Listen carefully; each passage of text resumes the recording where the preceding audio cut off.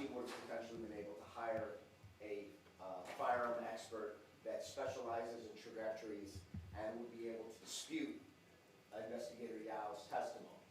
Because of the late add-on and the fact that, I 100% believe Ms. Kappelman, through no fault of the state attorney, but through error on Investigator Yao, he precluded me from the information saying that he was going to add new information and change his testimony with regards, or provide an answer to the hypothetical, to the trajectory issue. And so, if he would have called us and put us on notice, then we would have obviously explored through our own specialized expert whether or not, getting a firearm expert and having him analyze the evidence that is tangible and usable in this case, whether or not Investigator Yao's assessment is accurate or not. And because we weren't given that opportunity, and because of the short time crunch and all the other factors that go in to a death penalty case, because as everybody here knows, only one side of the defense table is under the auspice of the death penalty, we were not able to do so. Mr. DeCoste? No position, Your Honor. And what remedy are you seeking, Mr. Zangen? I think that Investigator Yao should be able to testify in accordance with what was in his deposition. This novel suggestion or opinion that he's going to be giving should be excluded because we haven't had an opportunity to provide an alternate theory to a jury. The trajectory is a huge issue in this case. As you can see, he is gearing towards making an assessment that the purported shooter, that the shooter in this case was at least 6 feet tall, or around 6 feet tall. My client fits that description, whereas in Rivera is substantially shorter, and the inference that he would give would suggest that if there were two people that were involved in this shooting, and one was around the height of my client, and one was around the height of Rivera, that my client is in fact the shooter. How many depositions have you taken, Mr. Zangen? In this case? Yes. One. All right, thank you, sir. I'm going to deny the request to exclude the testimony. There's been a technical discovery violation. I find it's not a willful violation. The prosecutor asked the investigator to call the attorney. Understandably, he called the attorney who deposed him. I don't know, what the discussion was between the prosecutor and Mr. Yao, whether he was asked to call both attorneys or just the one who deposed him. It doesn't seem shocking to me that he called the one who deposed him and had posed the question to him. The prosecution should have updated their discovery, did not do so, so there is a technical discovery violation. I don't find that the defense is procedurally prejudiced. Had an opportunity yesterday afternoon to depose Mr. Yao after he gave a proffer of what he desires to say to the jury today. Garcia had not deposed him before, hadn't reviewed the prior deposition, hadn't deposed any of the other experts that said there's been one deposition taken. I don't find there's any procedural prejudice. Anything else as to Mr. Yao's testimony? Yes, Judge, at this point we'd be requesting a Daubert hearing with regards to Investigator Yao's additional testimony. And have you filed a motion to that effect? Judge, if you can give me, if we can move Investigator Yao till the afternoon, I'll draft one before lunch. No, we're not going to do that. Your motion's not timely. We'll move on. Anything else? Well, Judge, at this time... You can make an argument that we're not going to have a Daubert hearing at this point in time. If the court allow me to make... You may. I'm sorry. In Investigator Yao's testimony yesterday, the premise of what he wants to testify is based on speculative fact after speculative fact. The only concrete evidence he has is that 49 inches from the ground is where the projectile entered the window. There is a slew of unknown factors, including the decedent's body location, the angle of the firearm, the way the firearm was positioned, the height of the to name a few, and that his conclusion is not based on a scientifically reliable method because there are too many inconsistent, unknown factors that come into play. If the court allows this man to testify, what he's going to do is he's going to confuse the jury based on supposition and only one concrete factor, and that's what he listed yesterday in his deposition. That he would take into account a slew of unknowns to make the assessment that the governments are trying to attempt to elicit. Based on the one factor that he knows, which is the fact that the bullet wound, the entry position of the projectile into the driver's seat window of the Honda Accord was 49 inches, then the only scientific conclusion that he can come to is that the shooter is between 5 feet and 6 feet tall. The other factors, which he clearly says he doesn't know, he takes into account and says, based on supposition and based on me believing X, Y, and Z, me assuming that the shooter was holding the gun in a certain position without knowing this fact, without knowing the cornucopia of facts, he comes to a conclusion based on variables that he's applying himself that he admits that he doesn't know are applicable in this case. And so any information that this investigator will give, who's already been qualified as an expert, will materially mislead this jury. Okay. Mr. Takashi, you wish to be heard? Not on this issue, it's on a different Okay, discussion. let's finish this first. Ms. Kappelman, you want to respond? Judge, the science and methodology involved in assessing the path of a bullet between two fixed points is well established. There's nothing new or novel about the science or methodology or how it was applied in Mr. Yao's opinion. It's just that you have to make a couple of assumptions in order for this opinion to be his opinion. And he's going to make that very clear to the jury, and it's fair game for cross-examination. Shooter has to be assuming a normal shooting stance, and the victim has to be seated normally in the vehicle. And there's, at the deposition, it was thoroughly explored, what if? If all these variables were different, then his answer would change. So I don't think that's, attributable to any type of new or novel science. Mr. Sanka? Well, Judge, very briefly, Judge, just one factor that I'm going to put into, the investigator Yao was talking about having a position where he assumes the firearm is at shoulder length. And he says that because that's how you're trained to shoot a firearm. He also went in to say that he doesn't know if the shooter was shooting, and his own words were gangster style. Our position is that Luis Rivera is a gang member and potentially shoots gangster style. So there's a slew of factors that even if the court allows me to cross-examine this witness, his opinion is going to taint the jury because he's been qualified as a witness and he's going to be providing information on a slew of unknown factors. I'm going to overrule the objection that the methodology in science is not anything novel. The basic explanation is not particularly confusing. It's based on very understandable thoughts of bullets basically moving in straight lines. Experts testify frequently based upon a hypothetical set of facts. That's essentially what we're doing. The variables are also not particularly confusing and can be easily brought out on cross-examination. So I don't see any potential for confusion to the jury. I'll overrule the objection. You had another issue, Mr. Takashi? Yes, Your Honor, this is something that came up at 8:27 this morning. As Your Honor knows, for 3 years we've investigated this case, done a whole bunch of work on it. At 8:27 this morning, the State Attorney's Office listed Luis Rivera's attorneys, David Collins and Chuck Collins, as A witnesses. As Your Honor knows, we swore a jury on Wednesday. We don't have time to now be taking depositions of witnesses. I do believe that this is a discovery violation. We have not received anything from the State Attorney's Office saying that there was a recent change in testimony of Luis Rivera. I believe that this is just a late decision by the state attorney's office trying to put together their case, but unfortunately it came too late.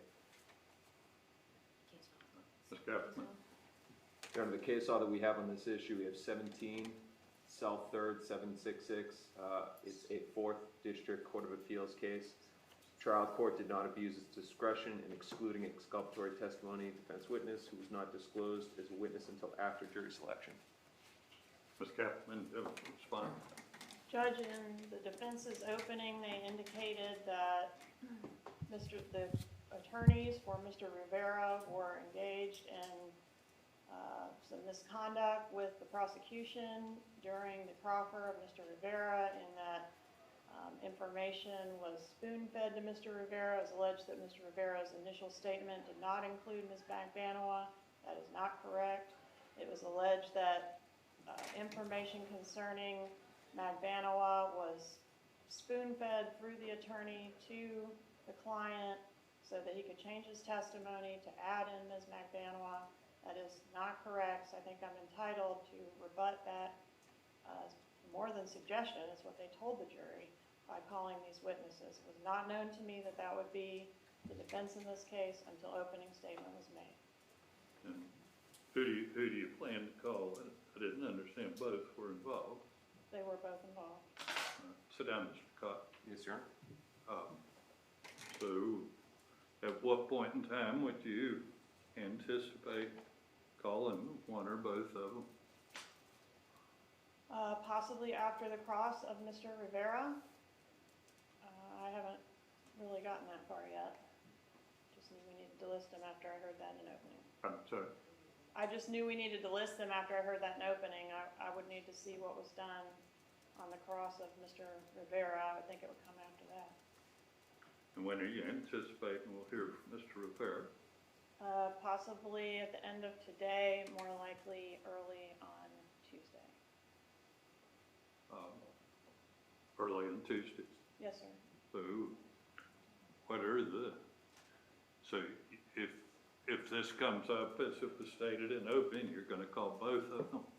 Potentially, yes, sir. I haven't had an opportunity to interview each of them. I know David Collins was present at the first meeting and Chuck Collins was present at the second meeting, so it might be prudent to call both to dispel the notion that either of them engaged in that type of conduct.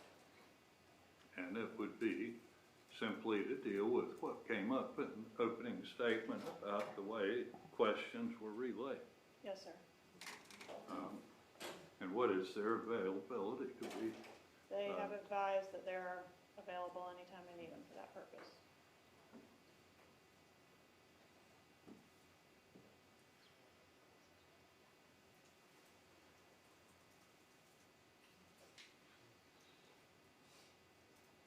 Well, it would seem might be appropriate to have them deposed before we hear from Mr. Rivera, in case that would seem to give the defense more opportunity to know where they're going with Mr. Rivera. Yes, sir. My thoughts then would be to schedule that for Monday. I can work on that Tuesday. this morning. Or The not. deposition could be done Monday, Oh. would be my suggestion. And then we could take it up with the court Tuesday morning. But I would not be able to put on Rivera today, so there's a potential for me to run out of witnesses again. I don't think that'll happen, but it could happen.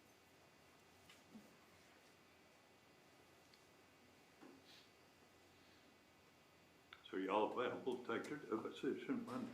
No. Your Honor, it's more than just, if I can, You may. it's more than just a deposition. There's investigation that needs to go into this. This is no surprise to the state attorney's office. This is trial by ambush. They knew from our questioning in many, many of the depositions that one of the issues that we had was the way that they did the questioning with Luis Rivera. This questioning was given to Luis Rivera. Before I rule up, I'm going to give you an opportunity to take a deposition. It's a matter of when, Mr. DeCosta. When do you want to do that? If we can give you an answer by noon today, we've got to figure out a No, we time. need to go ahead and contact Collins, their attorneys, with the Schedule 2. We need to work it out, whether we're going to do it late this afternoon or do it on Monday. There's questions that I can't answer right now as to reporters, as to location. If Your Honor can just give us a few minutes to figure that out of the availability. We'll give you a few minutes. Judge, I can Any handle other the, issues? I can handle the court reporter and the location. We would prefer to use our court reporters. I mean, that's up to you, but if that's gonna delay things, that's the only problem. Your Honor, if I can add, because there's more to it. Isn't No, there? I told you, you're gonna do a deposition and then we'll hear your objection. Understood. Okay? Any other issues? Just for the record, that we're available whenever with regards to the depositions and Okay. shop. Anything else? All right, we'll take a few minutes, have a bathroom break, and we'll start with the jury. Have your witness stand, please. Yes, sir.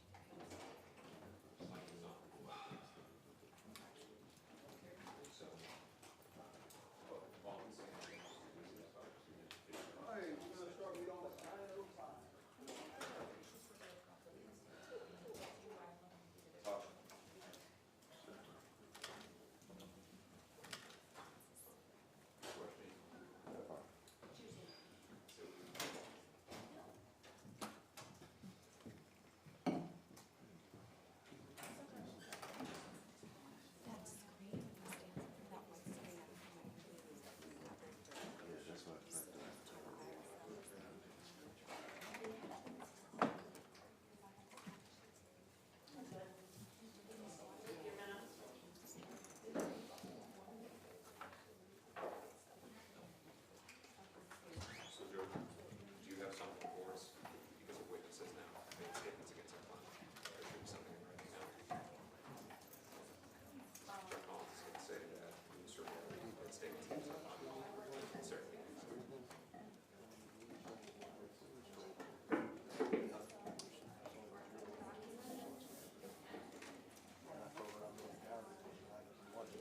So Chuck Collins said he's on the list to Lucifer statements, but Maybe the back of the walking out. that's not qualified. Right, and I think I did see that, yeah, and I told them, I said, they knew what they're supposed to do. So he's gonna Yo, I knew yesterday, like, when they were getting up to go, you pointed the camera there and you're getting them going out, right? No, I didn't. Okay, because someone has brought up that, so one of their friends watched the news last night and saw them on the news clip. And I told her, I said, I think that's probably because they know what they're doing and I can't see that. Yeah, that's not what's happening. Okay, No, sir. all right. I figured that, and you know how. he's gonna have a memory of what Luis Rivera said. He's gonna break through page now, and go into everything Luis Rivera said. I want a copy of this file from Luis Rivera. All of his attorney notes, I want everything from his file. Chapter 119 request for all email from you. We are going to draft it. We have it drafted up. Chapter 119.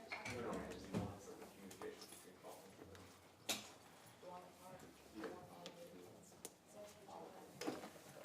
It's gonna be 30 days for the response time, sir.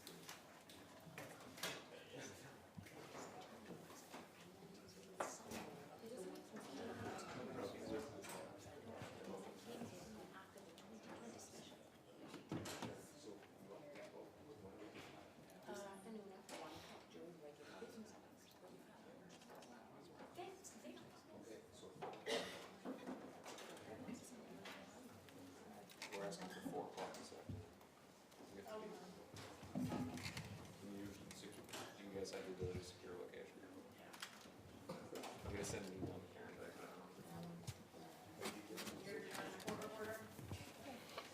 Sir? Working on that now. We're gonna request the report that he also brings file. He's ready for it.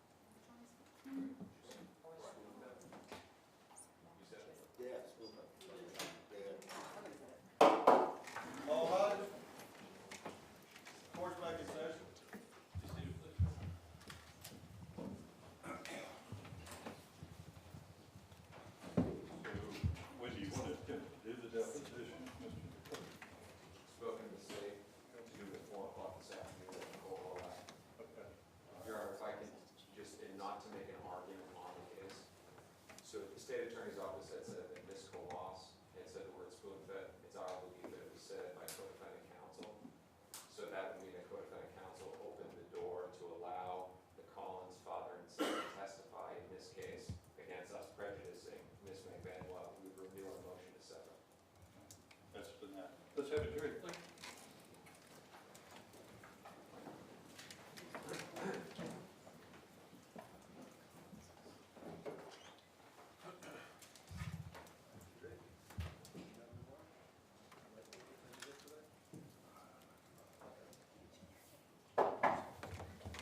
All rise for the jury.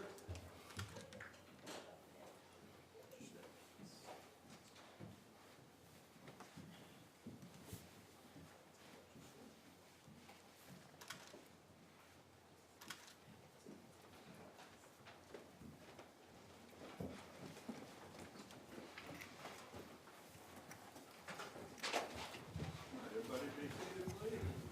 Good morning, folks. Thank you for being back here this morning. Appreciate your attention. Sorry we're a few minutes late, but we've been working. State your name again for the record, please, sir. My name is Robert Sean Yao, That's it. spelled S-H-A-W-N, last name Y-A-O. All right. We interrupted Mr. Yao's testimony the other day. You remain under oath, Mr. Yao. You may proceed, Ms. Kaplan. Yes, sir.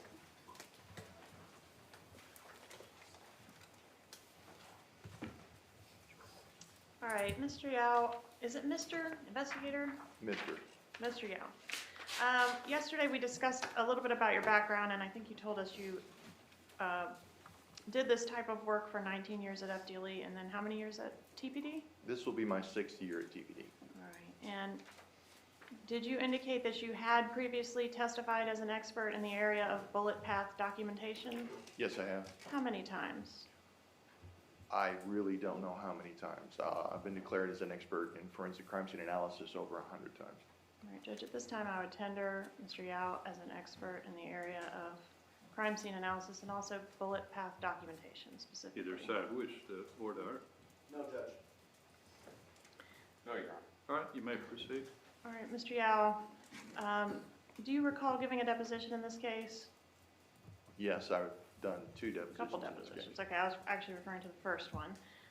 Were you given a hypothetical to answer some potential questions? Yes, I was. All right, and as a result of those questions that were posed to you, did you do some follow-up work? Yes, I did. What did you do to follow up after being asked certain questions at deposition? I pulled the report that was generated by FS2 Maltese, as well as her sketches, as well as obtained the medical examiner's report detailing the injuries to the deceased. And I read both of those to do a comparison between information from the crime scene report as well as the medical examiner report. And is that something that I asked you to do or something you did on your own? I did it on my own. All right, and as a result of that work, did you, I guess, what new information did you learn that was important to affecting your decision or your opinions in this case? The medical examiner report I had not seen before, nor was I privy to the information with regards to the injuries the deceased had.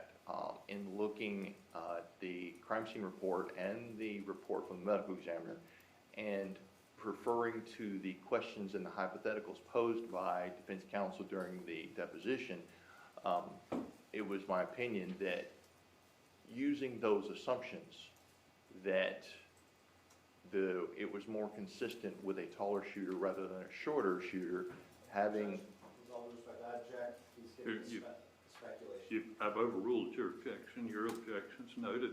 You can proceed, Mr. Yao. All right, so you say taking into account certain assumptions, this evidence in this case is more consistent with a taller shooter. That's correct. And what are the assumptions that have to be in place to render that opinion? That the victim was sitting upright within the driver's seat, the door was closed, that the shooter was standing in proximity to the doorway of the car, and that they were standing in a more normal shooter's stance, with the arm extended out, with the handgun in the hand pointed toward the victim. All right, and is there anything, I guess, tell the jury a little bit about the science that allows you to reach the conclusion that you did based on those assumptions. In a scientific analysis, for trajectory analysis, there are certain things that are required. So without using these assumptions for trajectory analysis, you need 2 intervening points, or 2 connecting points, in order to determine the angle of impact or how a projectile enters into or how it travels. So an entry point and then a subsequent termination point or some other point that the bullets pass through, or that the item that the bullet passes through is of significant thickness to show the direction of travel, or that the hole is complete so that you can do a mathematical computation of angle, similar to bloodstain pattern analysis. Bloodstain pattern analysis. In this case, those things are not present. There is only a partial hole in the window. So using the only physical evidence is there and the information as to the height of the suspects or potential shooters, and then assuming that the victim is sitting upright, that the hole is 49 inches from the ground, and that you look at a 6-foot tall shooter and their shoulders about 59 inches from the ground, and looking at a shorter shooter that's about 5'4", that they're about 48 inches from the ground. And then looking at the angle of the trajectory through the deceased for the bullet pass, you see that there's a slight downward declination. It goes downward into the victim. So if they're looking out the window, a shorter shooter would be more parallel. The bullet would have passed through the deceased at a more flat line. If it went through the left cheek, you would expect it in an approximate same position in height to the back of the head with no declination. In this case, there is declination, which is more indicative of somebody being taller and aiming downward toward the victim from outside the car. And when you say declination, you're referring to the angle that the bullet traveled through Mr. Markel's head from front to back. It traveled slightly downward. That's correct. Right to left, front to back, slightly downward. Okay, and that suggests that the bullet came from above him. Yes, at a higher angle than where he's sitting in the vehicle. All right. And I'm going to publish State's Exhibit 8. We talked about the bullet hole in the window. Is this the bullet hole you're referring to? That is correct. So this hole here, if we assume the door was shut, which we don't really have to assume. We have testimony to that effect, correct? That was made aware. I was not privy to that until recently, that the door was closed. This is how it was when I arrived on the scene. Okay. All right, but assuming that the door was shut, the height of this hole, 49 inches from the ground, if those assumptions are in place, we've got Mr. Markel seated in his vehicle in a normal seated position, then, you know, we've got two potential suspects in this case, one about 5'4" and one about 6'1". Is it your opinion that if all those things are in place, that the evidence is more consistent with the 6'1" person having done the shooting? Yes. No further questions. Garcia?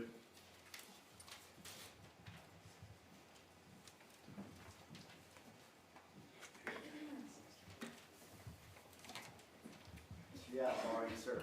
Good. Okay.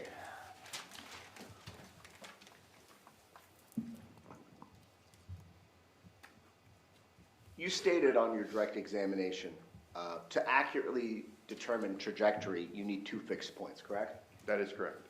And in this case, we only have 1, right? That is correct. And that 1 fixed point is the, pardon me, and that 1 fixed point is the entry location into the window of the Honda Accord, correct? That is correct. And that's 49 inches, right? Yes. And you testified before that with that 1 piece of known information, that the shooter can be between 5 and 6 feet tall, is that correct? Using only that particular piece of information, yes. And that's because that's the only real piece of information that you have, right? That I can link together at the scene, yes. The other factors that you're talking about with regards to how Mr. Markel was seated, you're assuming that he's seated upright, correct? That is correct. He could have been slouching down, right? Or leaned over, or in a variety of other positions that you can be in within the driver's seat of a vehicle. And we don't know exactly what position Mr. Markel was in when he was shot, correct? That's correct.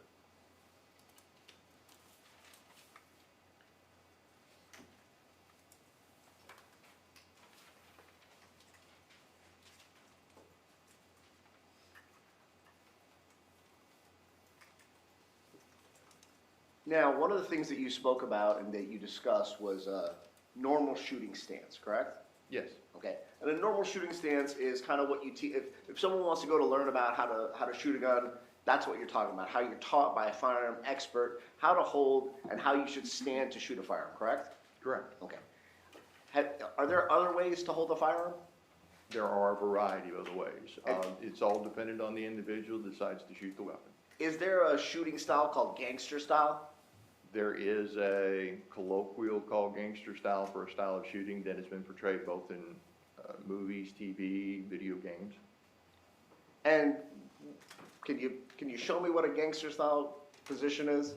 That type is usually associated with somebody standing and the weapon turned sideways, extended from their body, not in a normal shooting style. Correct. It's not what they would teach you at a shooting academy, correct? That is correct. Did you see a sketch of the position of the deceased at any point? No, I did not. Did you take into account the height of the chair, of the seat in the vehicle? No, I did not.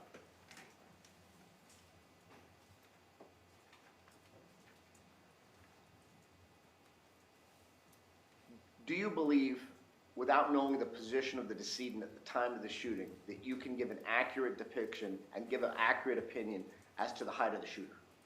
What I can say is there is no ability to do a trajectory analysis based solely upon the physical evidence that's found at the scene because it's only a singular pole without a connecting point. So the answer is no. Well, an analysis cannot be performed. Correct. So, right.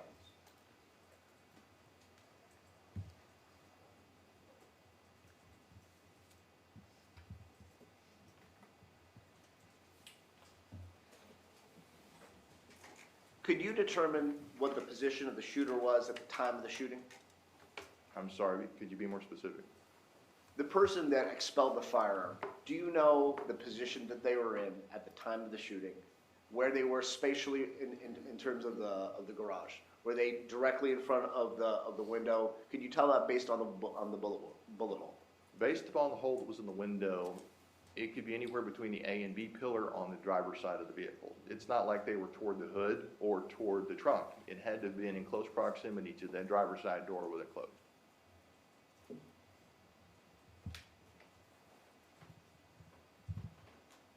There are two entrance wounds to the victim, correct? Yes. The entrance wound to the nose area of the victim has stifling on it, correct? Yes. At what distance would you expect to find stifling? That's a firearms question or a medical examiner question. Stippling, it's dependent upon what creates it. If you think that's out your area of expertise, please tell us that. Distance determination should be in stippling patterns as far as how far a weapon should be answered by a firearms examiner. That's fair, Judge.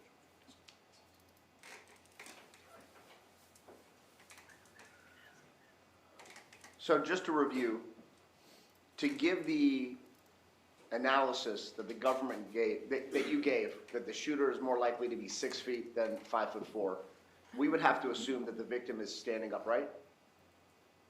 I'm sorry, that the victim is sitting upright. Yes, That the door was closed correct, and that the shooter was in the normal shooting stance, correct? correct. If any of those variables are altered or different than the ones that were given in your hypothetical, would that change your analysis? Any alteration may cause slight deviations in the consistency of my opinion. The more variations, the more discrepancy or deviations you'll see. Give me 1 second.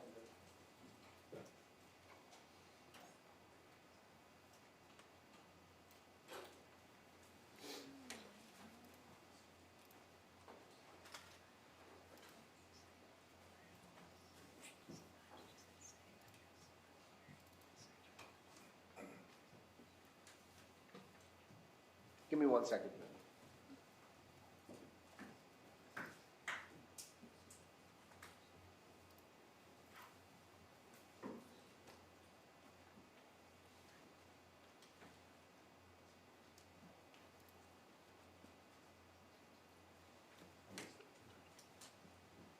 If you may indulge me, Mr. Yao, could you show me what a proper normal shooting stance is? You want him to stand up? If the court would afford me that opportunity. Sure. Once you stand up, they might be able to see you better. Normal shooting stance for somebody that is target shooting or has been taught is usually with the arm extended, so it's supporting arm and facing downward like this, or bringing the firearm up so that the sight picture comes up and level to the eye so that you can obtain a proper sight picture. Now, there are individuals in places that will teach you to fire without a single hand or without the supporting hand, or you're firing single-handed. And it's not uncommon to see people fire in this manner. But usually it's so that the firearm, when it discharges, causes the recoil to come up the arm into the shoulder, so there's not so much kick. So if someone is 6 Let foot, him sit down. thank you, Judge. Mr. Yao, so if somebody's 6'1", would it be fair to say that their shoulder, roughly, the height from the floor to their shoulder would be around, what, 60 inches? It's about 59 inches, 59 to 60 inches would be probably a good ballpark. And the entry wound, the entry location, not the entry wound, strike that, the entry location into the window was at 49 inches, correct? Correct. No further questions. Magbanua. Yes, Your Honor. Good morning, how are you? Good morning. The questions that you were asked during deposition, that was me that asked you those, right? That's correct. And that was in July of 2019. I believe so. And you are helping me understand better your expertise. Correct. If you could help me again here for a minute. And I just want to make sure that I'm clear on it. So the testimony that you're giving, the opinion, what you're talking about is that someone who's around 6 feet tall, if they're holding it consistent with a normal firing pattern, that you're extending from the tip of the barrel of the gun through fixed points of reference. In order to do a proper trajectory, yes, it would be through the window and then have some subsequent strike point or penetration that you could link the two together to show the angle of how the bullet actually passed through. Right. You need to have two fixed points, though. Correct. So you have the hole in the window, right? Yes, And then you have Mr. Markel seated in the vehicle. correct. So those are your two fixed points. No, Mr. Markel is not a fixed point. Well, for the purpose of your opinion, you're assuming that he's sitting in a normal position. In an assumption that he is sitting in a normal position, he becomes my second fixed point. So we got 2 points. Correct. So what you're doing with your opinion, you're saying that point 1, point 2, in the arm of the shooter, that it's a straight line. That it would be in line or consistent with the bullet traveling through the window into Mr. Markel, the victim, and a downward angle slightly right to left. So you've got all this information, all these facts, and you're saying that it fits. It's more consistent with it being a taller shooter rather than a shorter one. It fits with being a taller shooter. Yes, You're not here testifying saying that you are 100% positive, right? that's correct. When you're looking at this information, you're unbiased, you're objective. It fits, but it's not enough for you to say 100% I'm positive that's what happened. That is correct. You have doubts. Well, I don't have sufficient information because, and the thing is, with a forensic science or any kind of analysis, it requires hard evidence or physical evidence that's present. And in this case, in order to be 100% sure to do the analysis, there are missing points and we're using a lot of assumptions. Just because it fits doesn't mean that you can say 100% I'm positive that's what happened. Correct. Thank you. Redirect. Yes, Your Honor.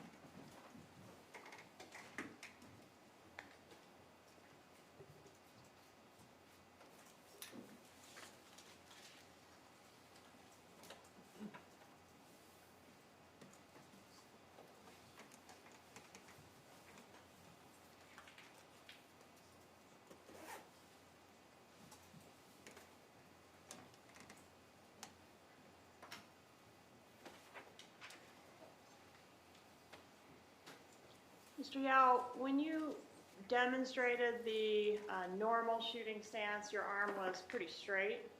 Previously, I thought you'd said it could be slightly bent, straight or slightly bent. Is that- Yes, it depends on the individual style of the shooter. There are some people that will and be trained to go ahead and have a little bit of flex to their arms to allow a more comfortable shooting stance. So it does vary between fully extended and slightly back.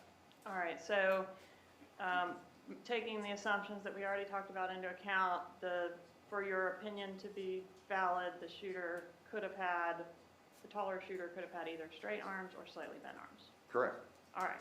And this gangster style of shooting that you mentioned on cross, that's like when you have the gun like at some weird angle. Correct. It's Okay. just not a normal shooting stance. It's something that individuals utilize because of modern media and things that they have seen. And as a general proposition, does the gangster style of shooting increase or decrease the accuracy of the trajectory of the bullet to the target? Decreases. All right, and have you had an opportunity to review the photographs of the injuries in this case? I'm showing you states 31. In passing, yes. So would you agree with me based on the wound that Mr. Markel received right between the eyes? That's a pretty accurate shot. Yes, it is. No further questions. Any juror have a question of this witness? All right, you can step down. Yeah, all right. If I may recross based on. No, if there's something outside the scope of cross-examination, you need to make the objection. You want to recall him as a witness in your case, you may do so. You want him subject to recall? No, Judge. That's All right, you can step in. We want to keep him further? I'd like to keep him under the rule, Okay, Judge. we'll keep him under the rule. Call your next witness. The state calls Craig Isom.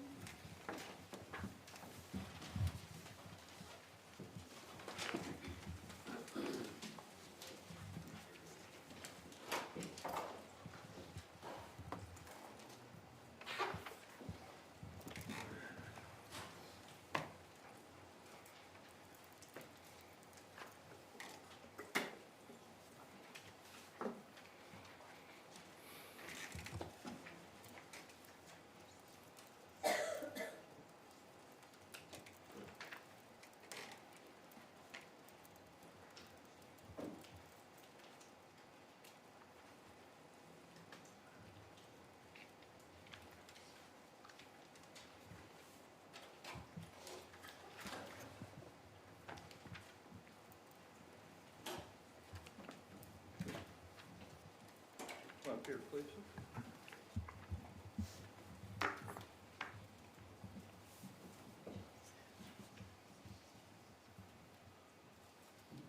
If you would face the clerk and be sworn, please. You swear affirm testimony about to give in this case will be truth, whole truth, and nothing but true self God. I do. Have a seat and slide up the microphone, please, sir.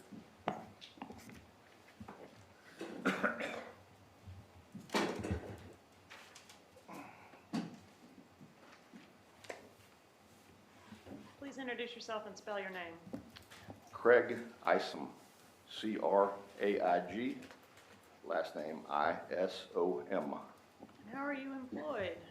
I'm currently retired, Yay for you. When were you last employed?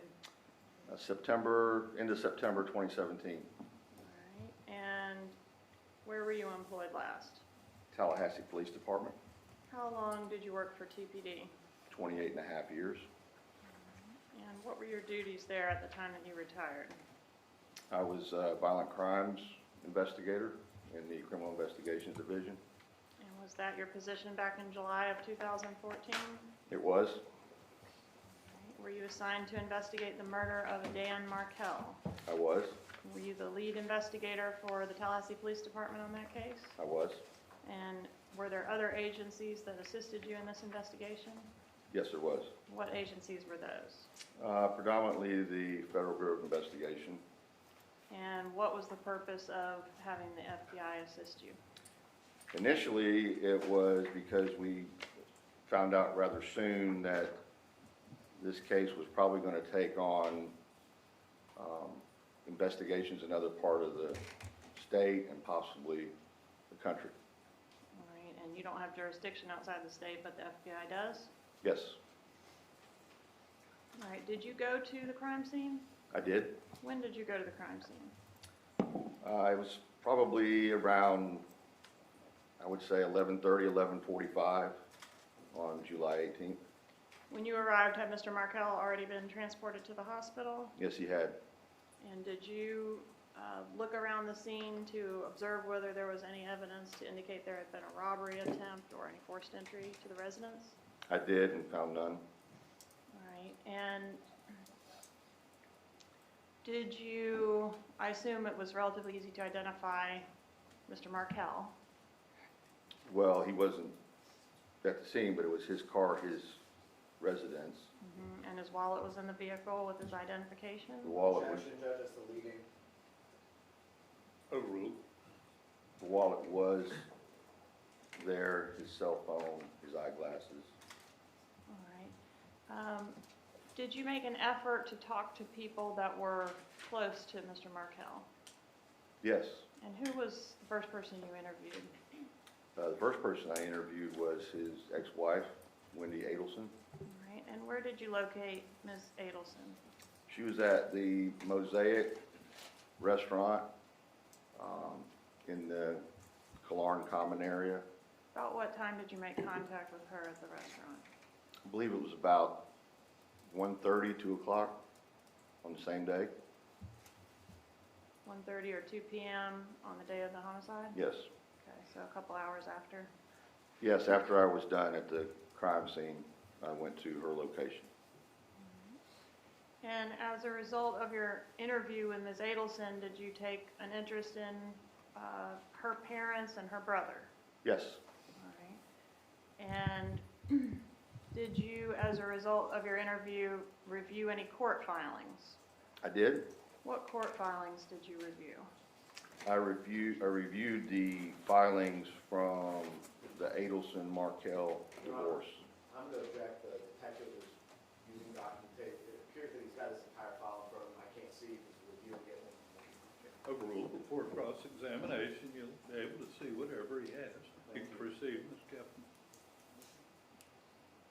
What did you review in reference to court filings? I reviewed the filings from the clerk of court for Leon County concerning their divorce. Whose divorce?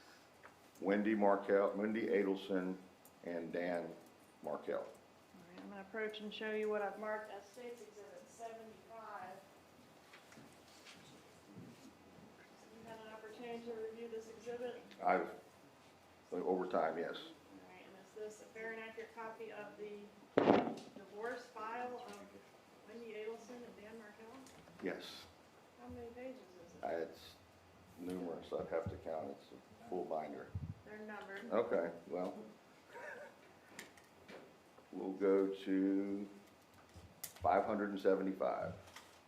Okay, and were there any, well, Judge, at this time I'd ask to move into evidence State 75, a certified copy of the divorce file of Dan and Wendy Markel. Objection, motion to eliminate sidebar. All right, we'll go so far.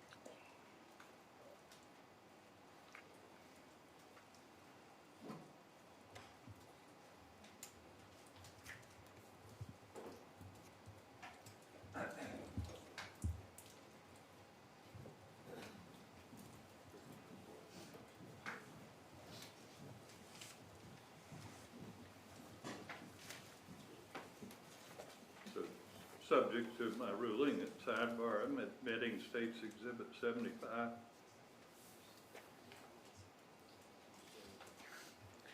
And as a result of your review of this state's exhibit, did you learn about any bad blood between Ms. Markel and her husband, and/or between her family and her husband?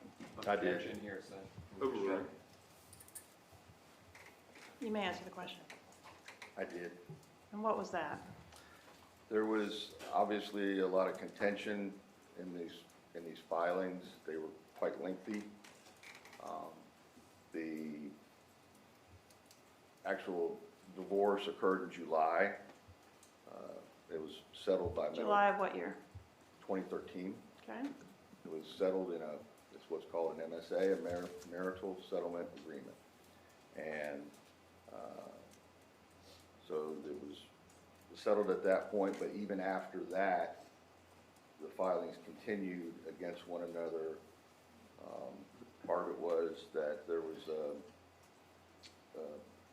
Dan Markel filed a motion about sanctions, which means that he felt like there was money being withheld or Objection, Judge, calls for speculation. You may continue. that his ex-wife had falsified or not come clean about all the money involved in divorce. And then ultimately, in March of 2014, after the MSA, the divorce was final, Markel filed another complaint or a motion. We're talking about Dan Markel Dan Markel. in March of 2014? In March of 2014? March 26th of 2014. All right, go ahead. And the, Judge, respectfully, I'm going to object that the detective is reading off notes. Overruled. Your Honor, for Magbanua, just a standing objection to. All right. so, this motion in March of 2014 was concerning inappropriate interaction by his mother-in-law. That would be Wendy Adelson's mother, Donna Adelson. Because his children had told him, had made statements to him, repeating what Donna Adelson had stated about Dan Markel. Are things to the effect of grandma hates you, that kind of thing? Grandma hates you, grandma thinks you're stupid. All right, so what was it that Mr. Markel was seeking the court to do in this motion? And he wanted no more disparaging remarks. There was an agreement during the MSA about love and companionship and niceness, for lack of a better term, between himself and his ex-wife, especially in front of the children. And so he requested the court sanction or put into place that Donna Adelson would not be able to have unsupervised visits or contact with the children because of these remarks that he stated his children made. And where did Donna Adelson reside? She resided in Broward County, Coral Springs. All right, and this motion that you're referring to, was it ever ruled on by a court? No, Why not? because of his death. All right, and prior to this motion to preclude Donna Adelson from having unsupervised contact with the kids, had Wendy Adelson sought to relocate? Yes, And that's documented in the divorce filings as well? yes, Where was she seeking to relocate to Coral Springs, Broward County, where her parents reside. All right, and was that ruled on by the court? Yes, that was actually before the settlement agreement was done, that the judge for that case determined she could not leave Leon County with the children and relocate. All right. And did you, when you interviewed Wendy Markel, or as part of your investigation, did you conduct an analysis or capture somehow the information on Wendy Adelson's laptop computer? Yes, And did you review some emails between Wendy Adelson and Donna Adelson? I did. All right, and did that further interest you regarding potential motives for this case? Yes. How so? The emails from her mother were strong What do you mean? suggestions, if not demands, of what she should do to facilitate her and the children moving back to South Florida. What Wendy should do? Yes, All right, and what was Donna Adelson suggesting that Wendy Adelson should do?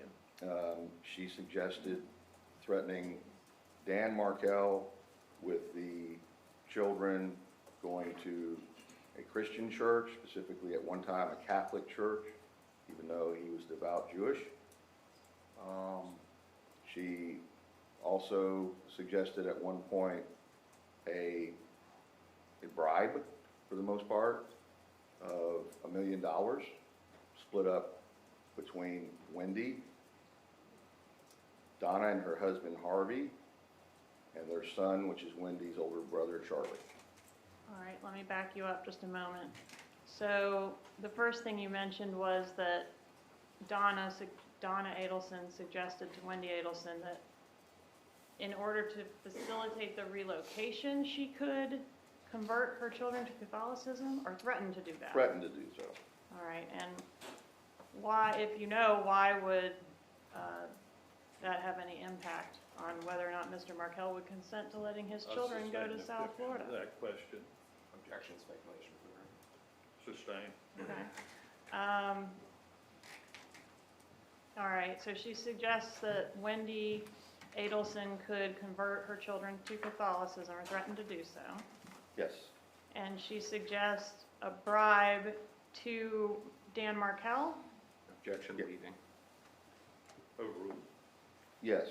And To offer when him you money. say split up between, what do you mean by that? It's split up three ways is how the email reads, is that Wendy would supply $333,000 in change. Donna and Harvey Adelson, her parents, would have responsibility for $330,000 in change, as well as Charlie Adelson.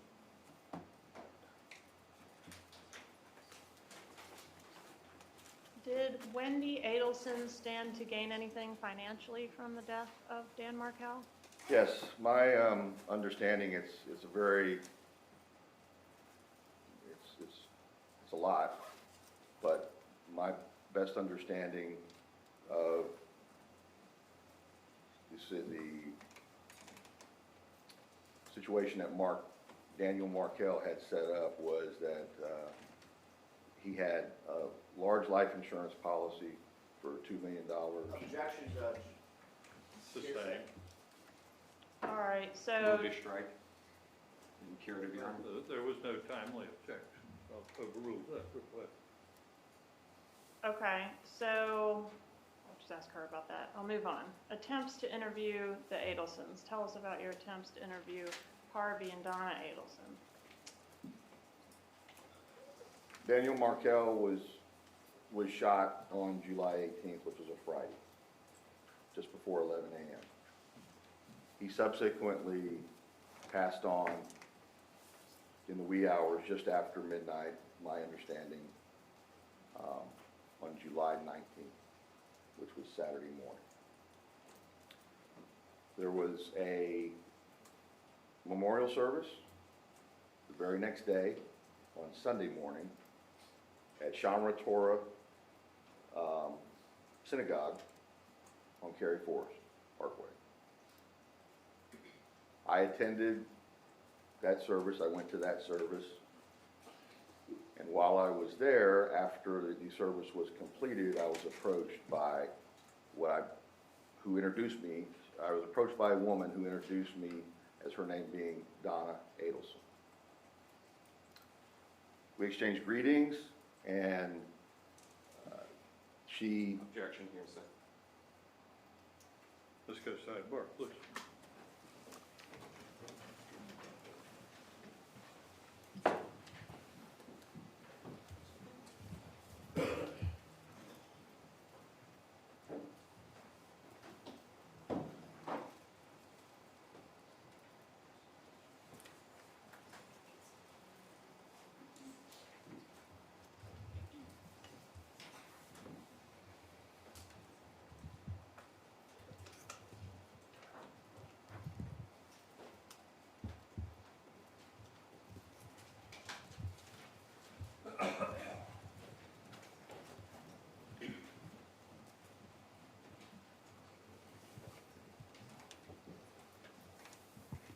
Investigator Isom, or Mr. Isom now, did you request the woman that introduced herself to you as Donna Adelson, did you request for she and her husband to come to the police station to be interviewed by you? Yes. And did they ever do that? No. All right. And after your initial interview with Wendy Adelson, were you ever able to reach her again? I attempted on the Monday following the Sunday memorial service. All right. And she basically hung up on you, is that correct? Yes. Okay. And was that your last contact with Wendy Adelson? Yes.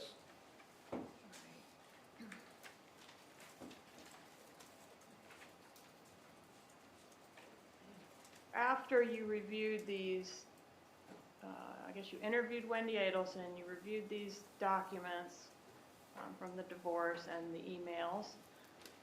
Did you jump to the conclusion that these were the people that were responsible? No. Did you pursue other leads as well as continuing to follow this lead? Yes. And independent of looking into the ex-wife and the in-laws, did you also attempt to gather information about the suspect vehicle in the case? Yes. All right. Could you tell us a little bit about the initial efforts to try to find the suspect Prius?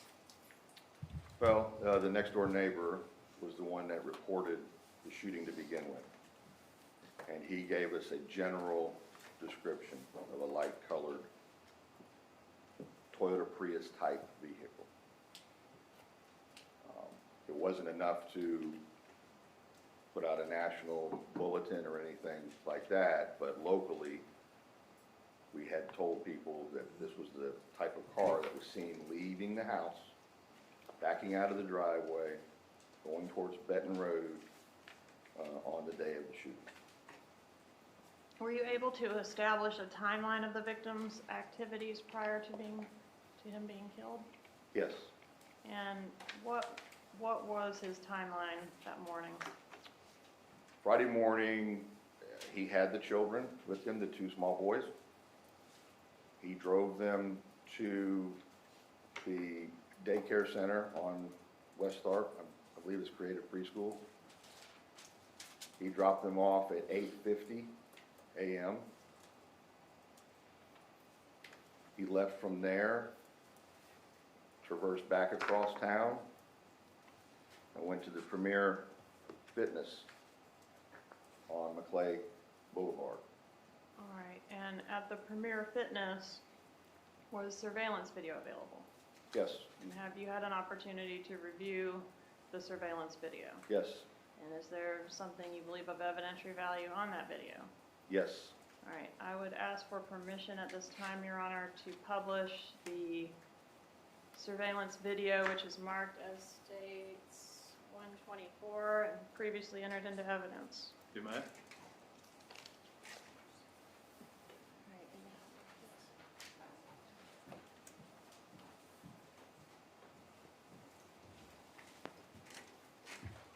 They finally decided to stop letting me touch the equipment.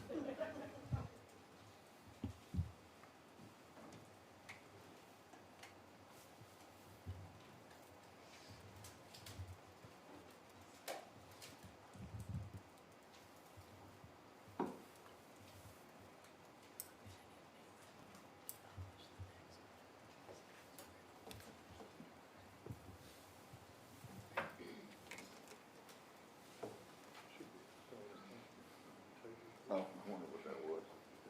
Put it up on this, wall there, and keep me there.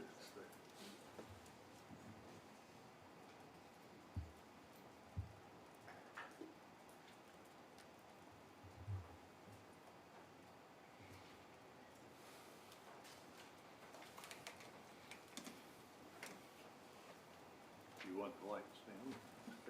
Yes, sir. That would be helpful. Granger, may you turn the lights down for us, please, sir? What's that? Oh, he says they're over here. Oh. Does that mean you want me to do it? No, I asked you, I thought you said no. Granger?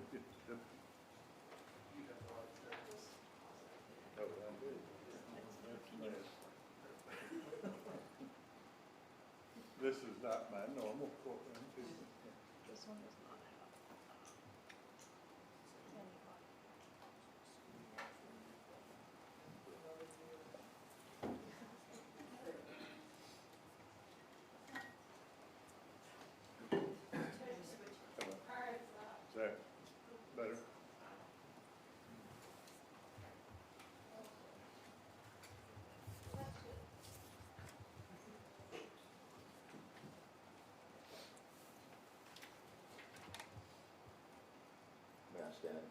You may. All right, so there's a blue circle around a black vehicle there. Can you tell us what is the importance of that? Don't stand in front of the jury. I'm sorry, I'm trying to get over to this point right here. Right, right. And kind of point that microphone at you if you would. Sorry. No problem. You will stand here. Yeah, okay. You can face the Is he jury, blocking? and you can observe on the. Oh, okay. Is he blocking? Oh. What's that? We have screens. Oh, okay, okay. They've got screens in front of them. I didn't realize. Okay. All right, so if you're gonna face that way, that's fine, but just Okay. make sure they can hear you. All right, so, black car with circle there. Can you put that back on there, please? I didn't see it.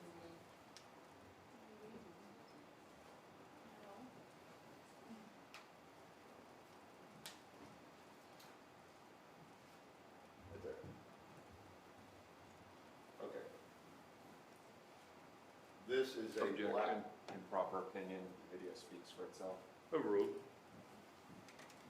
this is a black Honda Accord that was owned and registered to Daniel Markel.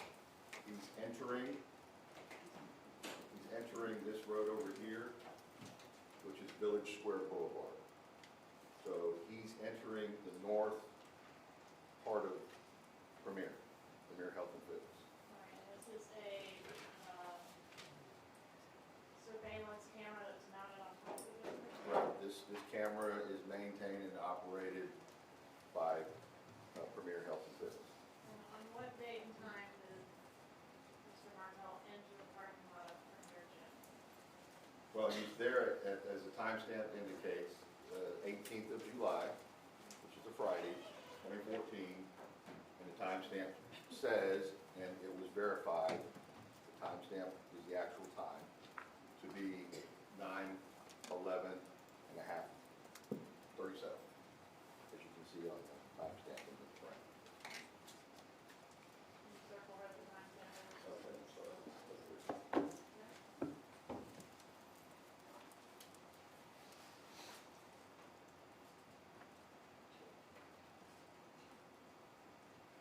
see the car turning.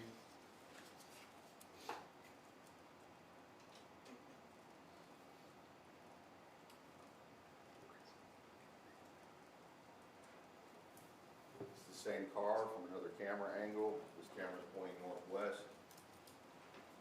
The black Honda had made the turn, made the left turn up at the end over here where the trees are. Now it's proceeding down the front drive.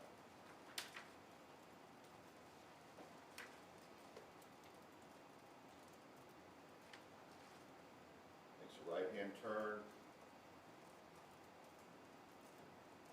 Trees are somewhat blocking it, but you can see part of the car going in. He parks in the very front space. Right there.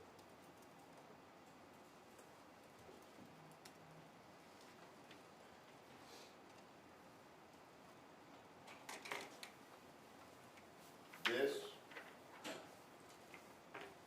is a green Prius, Toyota Prius car that came in from another entrance off McClay Boulevard, the main entrance to Premier. At what time did the Prius enter the parking lot? As it indicates here, 9/12/34.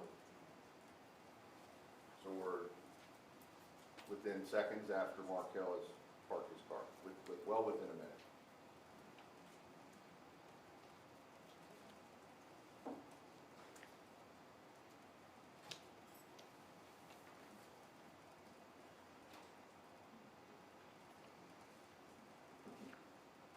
Right there's the same car. The last slide or video was 9/12/34. This camera is picking it up 9/12/37. Same car. Right there. Remind us where the victim's vehicle is. And the victim's vehicle is still here. It hasn't moved. And got out. He has not got out of his car yet. So Mr. Markel is parked there just before 9/12 even, 9:57. And now the Prius has entered from the main driveway entrance up here off McClay Boulevard. And now the car proceeding down the lane.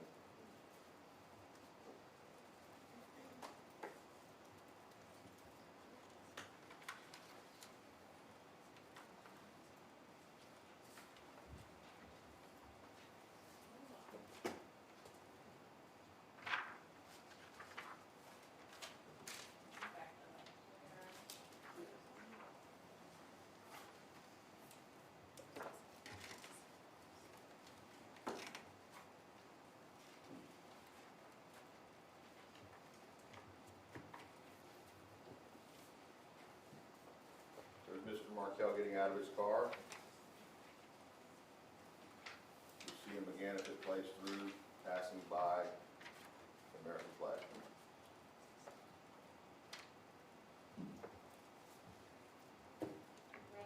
Red shirt, black shorts.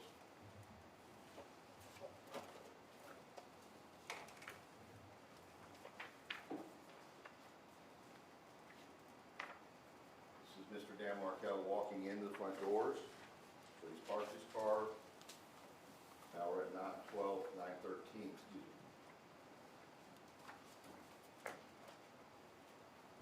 Another angle, him walking in. The doors are behind him. He's already gone through the doors.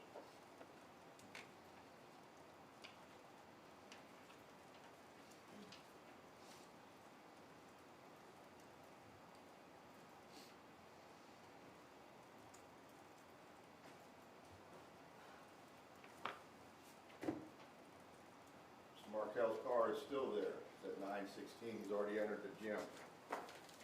This car here, same Prius, going the opposite direction back down in front of the gym.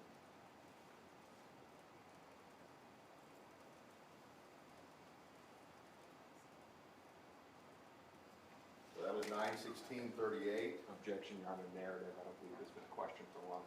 Overruled. 9:16:38. Now 9:16:48, he continued past the front of the gym, and now he's going to the southern parking area.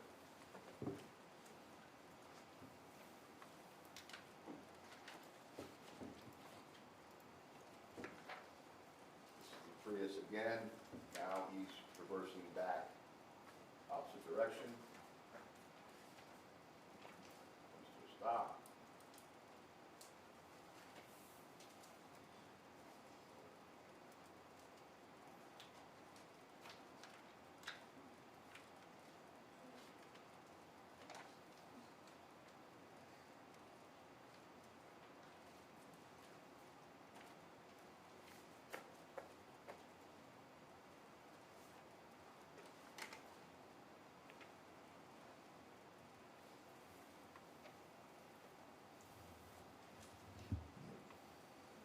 What time is it now? 10:38:40. An hour after Mr. Markel entered the gym? A little over an hour. Markel is now exiting, going back out the front doors.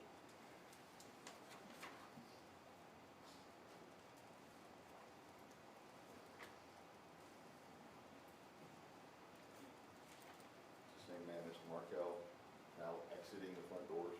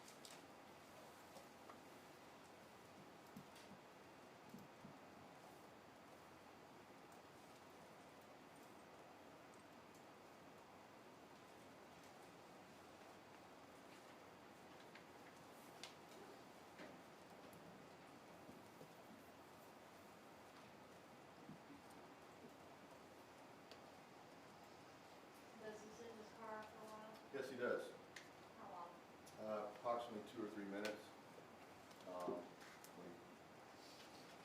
Backing out here. 10:38 and 15 seconds. That's 10:38 a.m. on the 18th of July.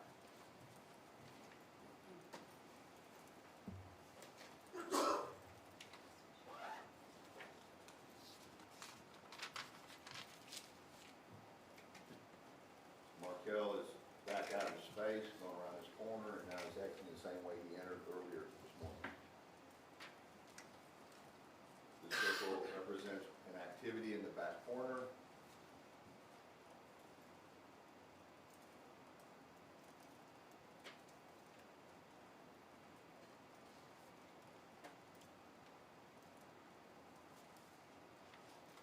And there's the Prius. Now parking around the parking lot the same way he went out. Yes.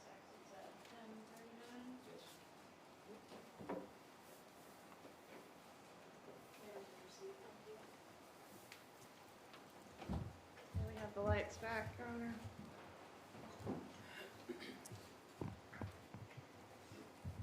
So what, if anything, were you able to learn about the suspect vehicle from, actually, let me strike that, please. I'm going to ask you some questions about the video itself.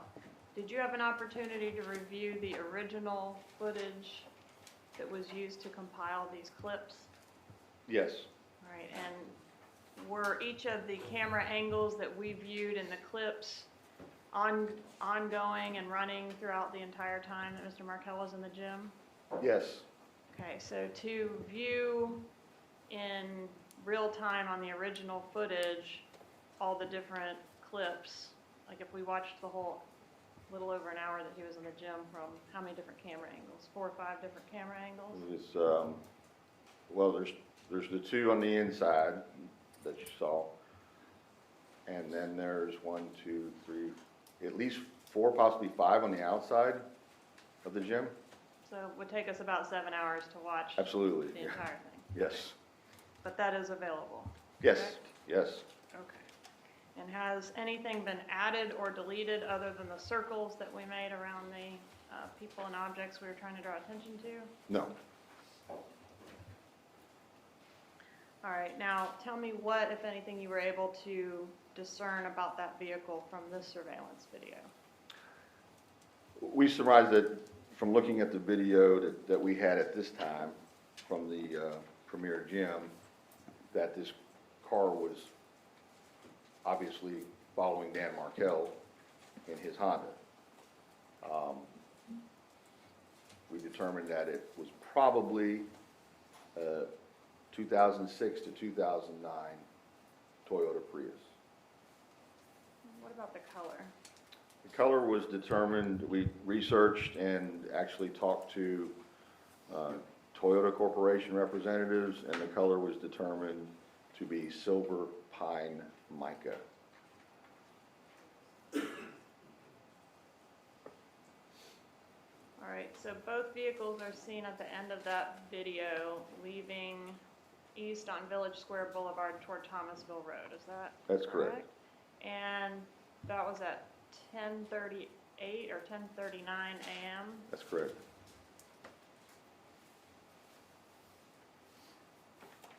And our 911 call came in at what time? 11:02 a.m.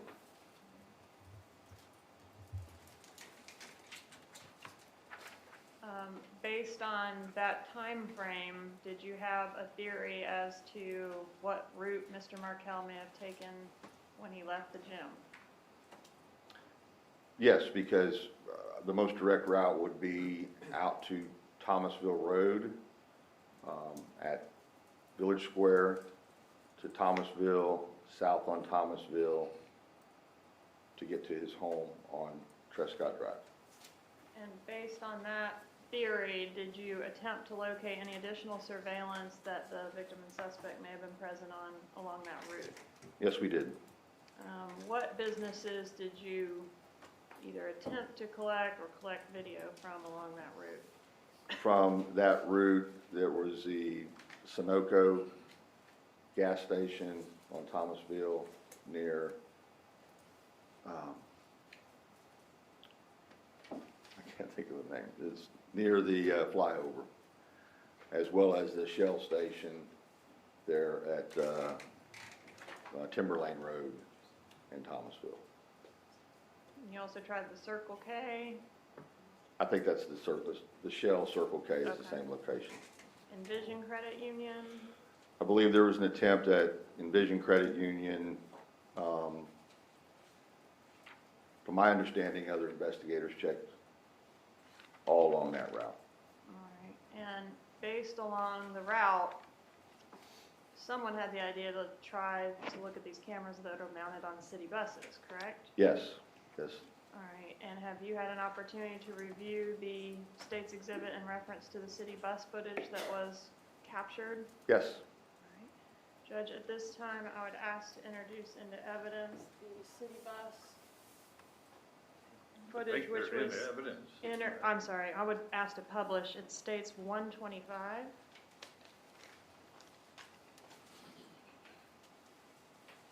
And is this the one that Mr. Dietz has indicated was clarified? Yes, sir. Okay. You may publish.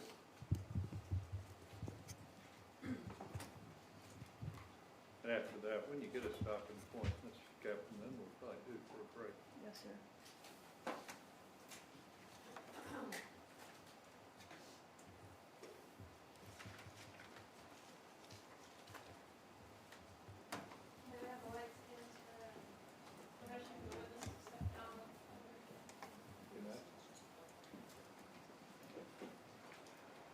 If y'all prefer the lights behind it to be turned off, or you looking at the TVs in front of you, I don't know. See, let me just ask this, anybody want the lights behind the screen turned off? Does that help anybody? Nobody? Okay.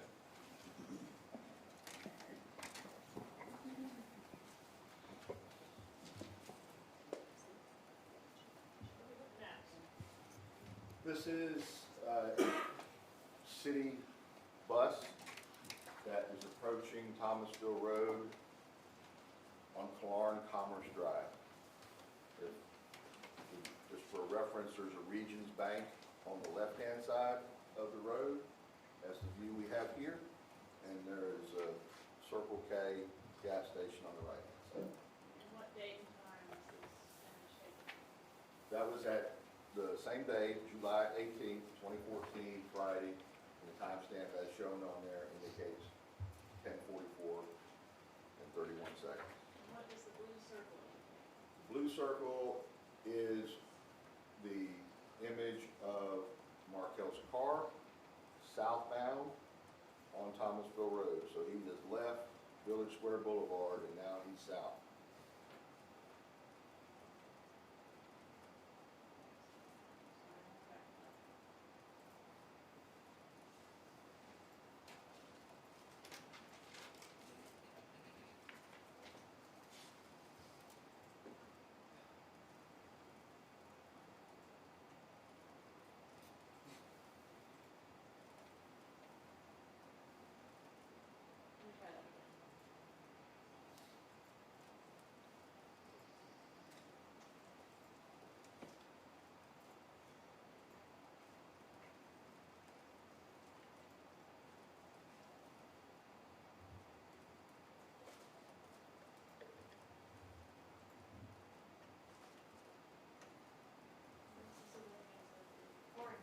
Keep your voice up, please, Ms. Captain. Significance of the orange circle? This image is the Prius that was following Mr. Markel out of the Premier parking lot. Now it is southbound, roughly 10 seconds behind Markel, according to the timestamp.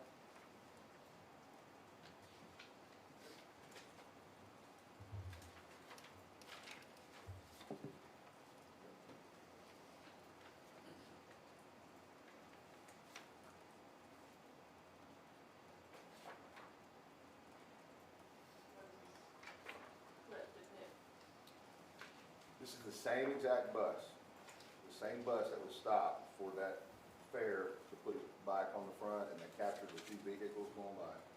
This is the exact bus that is now caught up to that Prius at the stoplight, Thomasville Road, southbound at Metropolitan Boulevard.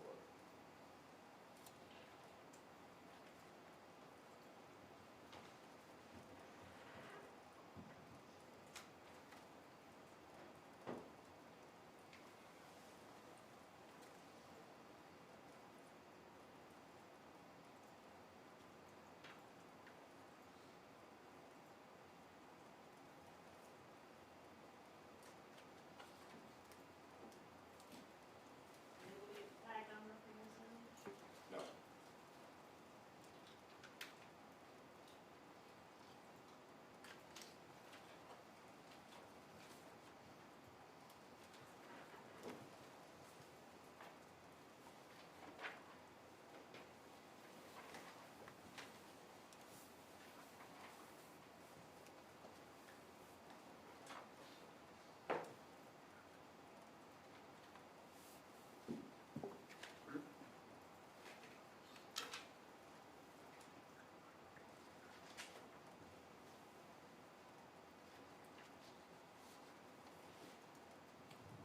About this image. This image over here with the orange circle is the same car the bus was just behind. Car has obviously changed lanes and now is in the left-hand turn lane on Thomasville Road to turn east onto Benton Road. What time is it? This is at 10:51:52.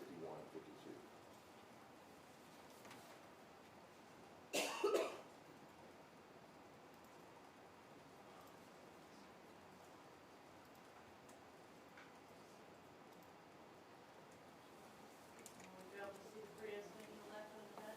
Should be an angle from the side. Well, this could have captured too. There it is. There's multiple cameras on the buses, but this image shows the Prius making the left-hand turn. And there's our friend with the bicycle taking it off. All right, now, we've gone to a different bus, correct? Right, this is bus 707. And at what time was this image taken? This is at 10:55:18. This bus is northbound on Thomasville Road, and it is stopped at the intersection of Thomasville and Armistead.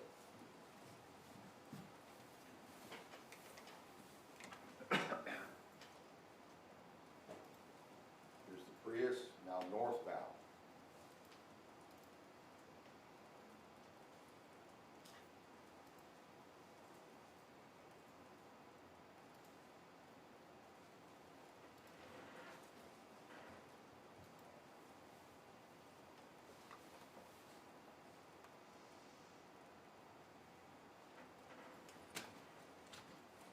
We're gonna take another look at that same image.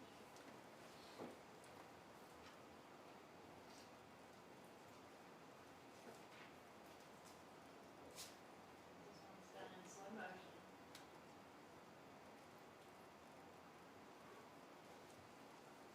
We're gonna have some circles here, I'm gonna ask you.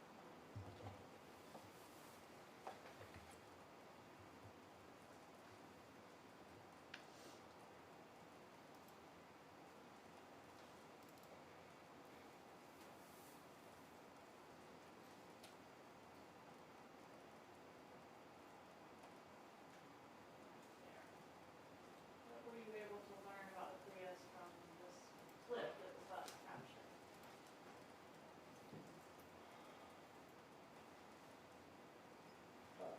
This circle right here is of the passenger side, outside, passenger side rear view mirror on the outside of the car.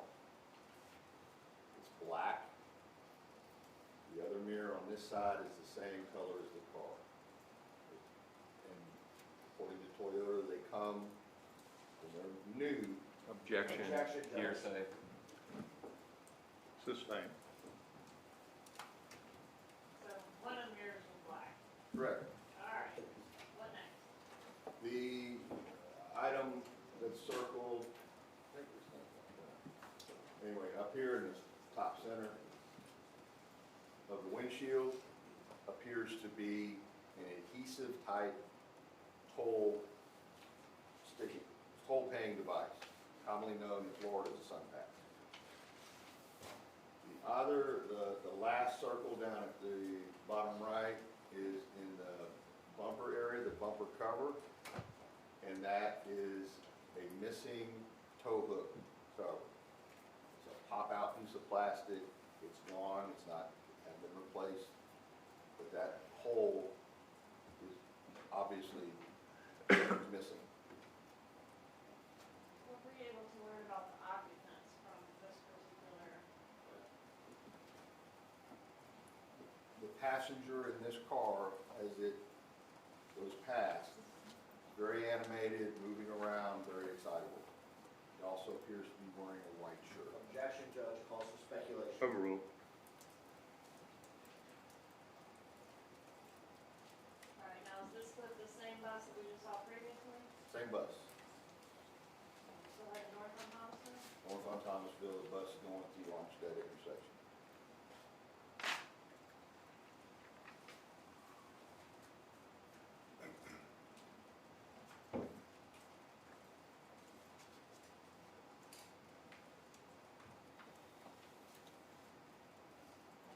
Is that the last image the bus captures the police? It is. And what direction was the police headed last seen? Northbound on Thomasville. And would that be consistent with going towards the interstate? Yes, Interstate 10. Was your seat, Judge, just want to take a recess?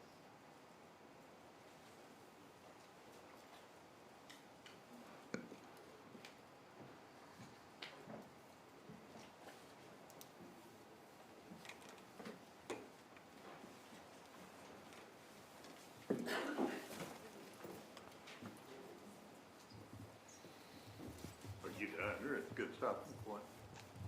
Done Yes. with- you're Yes, done, if you want to take a recess now would be an but okay you're time. not done with them? I'm not done with this witness. Okay. We'll take 15 minutes. Stay in session for just a moment. Jury may step out the bench.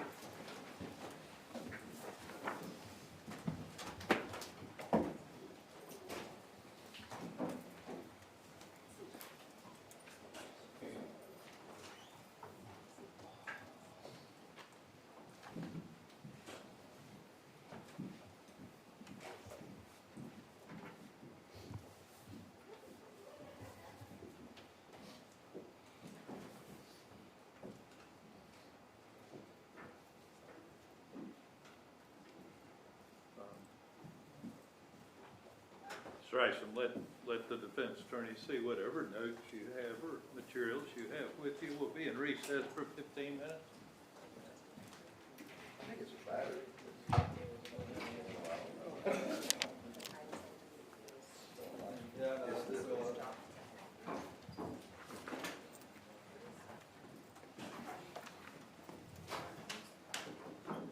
Yeah, no, go ahead, take it, take it.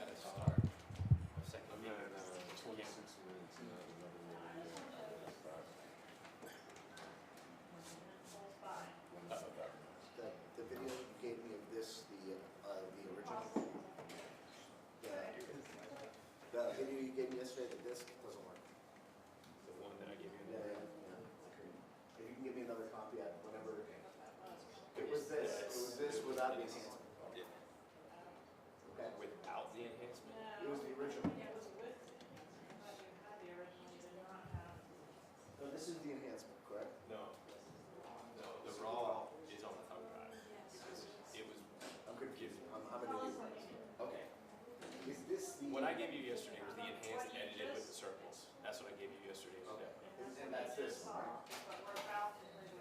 Okay, okay, perfect. So you need the other one from yesterday. I don't have the wrong, I have the, I have the, you get it to me at the end of the day. Okay? It has to come back because I snatched that out yesterday.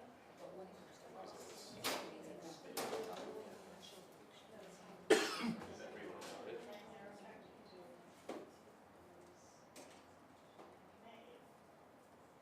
No.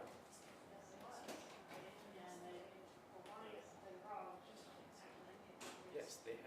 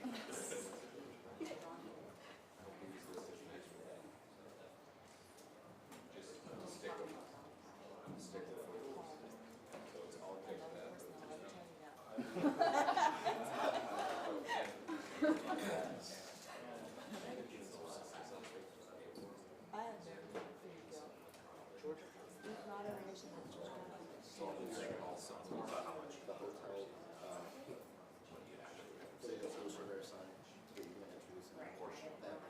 Portion control. I'm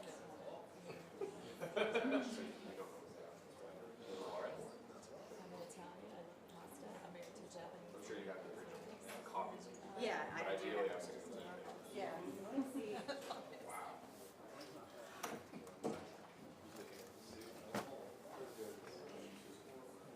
Aren't they nice? I don't experience that. And yours. White soul.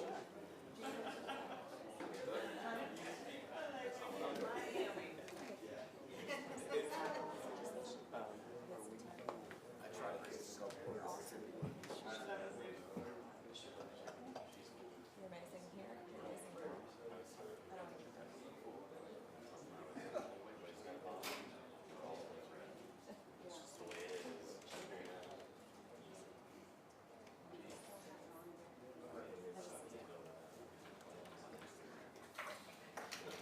What's that? So it's just a lot of false body. I mean, worst comes to worst. You can go over there and check it out. I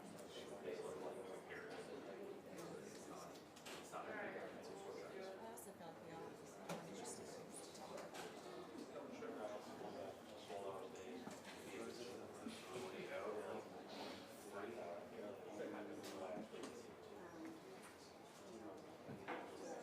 If you ever want to I'll bring you up. Full cheeseburgers. well, I'm feeling a little itsy. I didn't say that. Don't call me after that.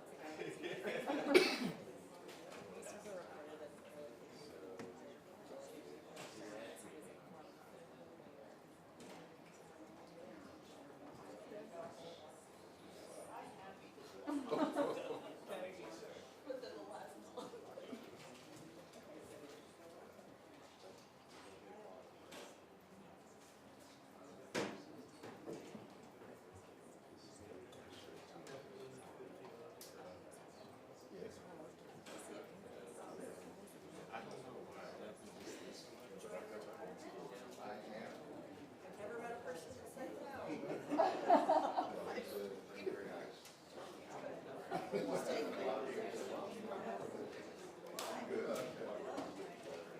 Are you staying here tonight?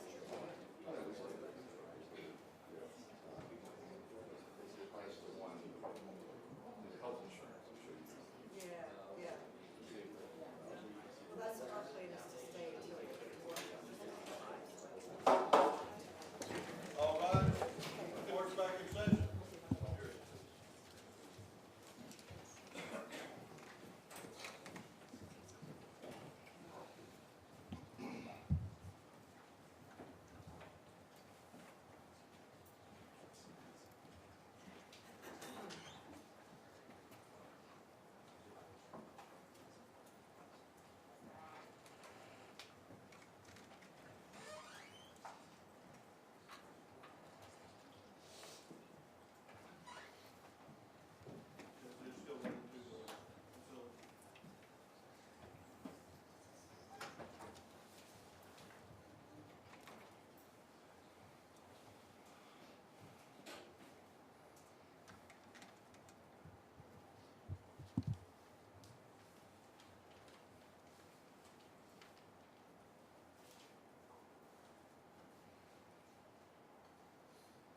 Waiting on him, but this, I did note that briefly there was a TPD officer in uniform in the courtroom this morning, it was briefly, had the bailiff go tell him to step out, but apparently he was a witness.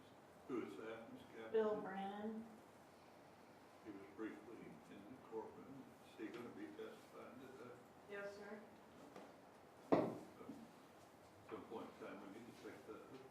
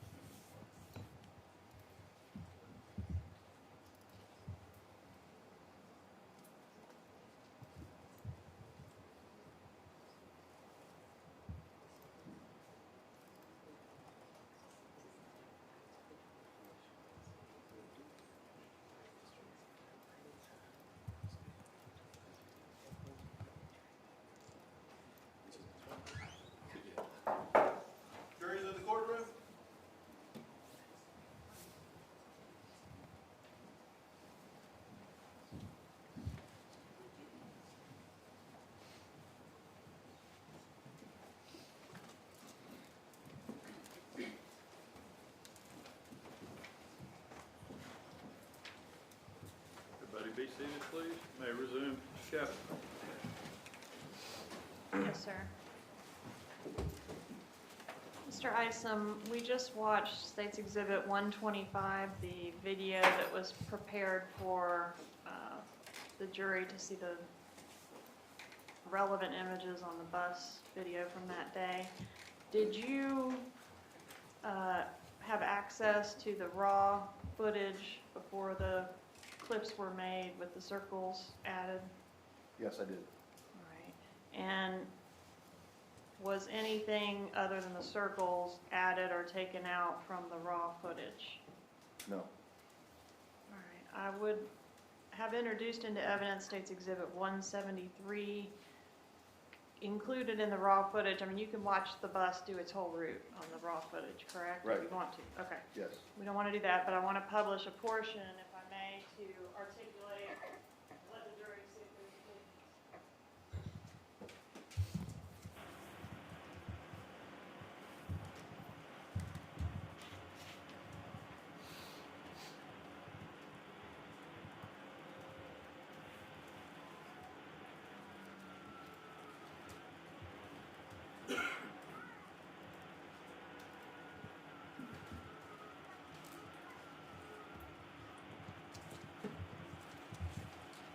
So is this the second bus that we observed earlier that's Yes. going to capture the Prius after the murder? Yes.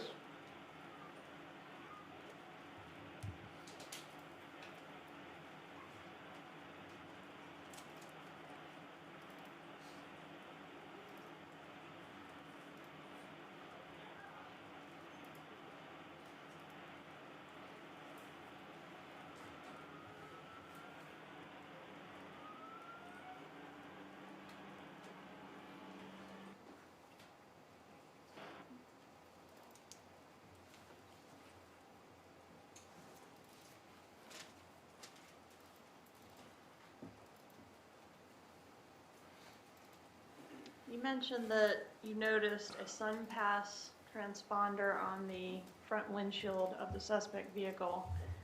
Were any efforts made to collect additional information in reference to that sun pass transponder?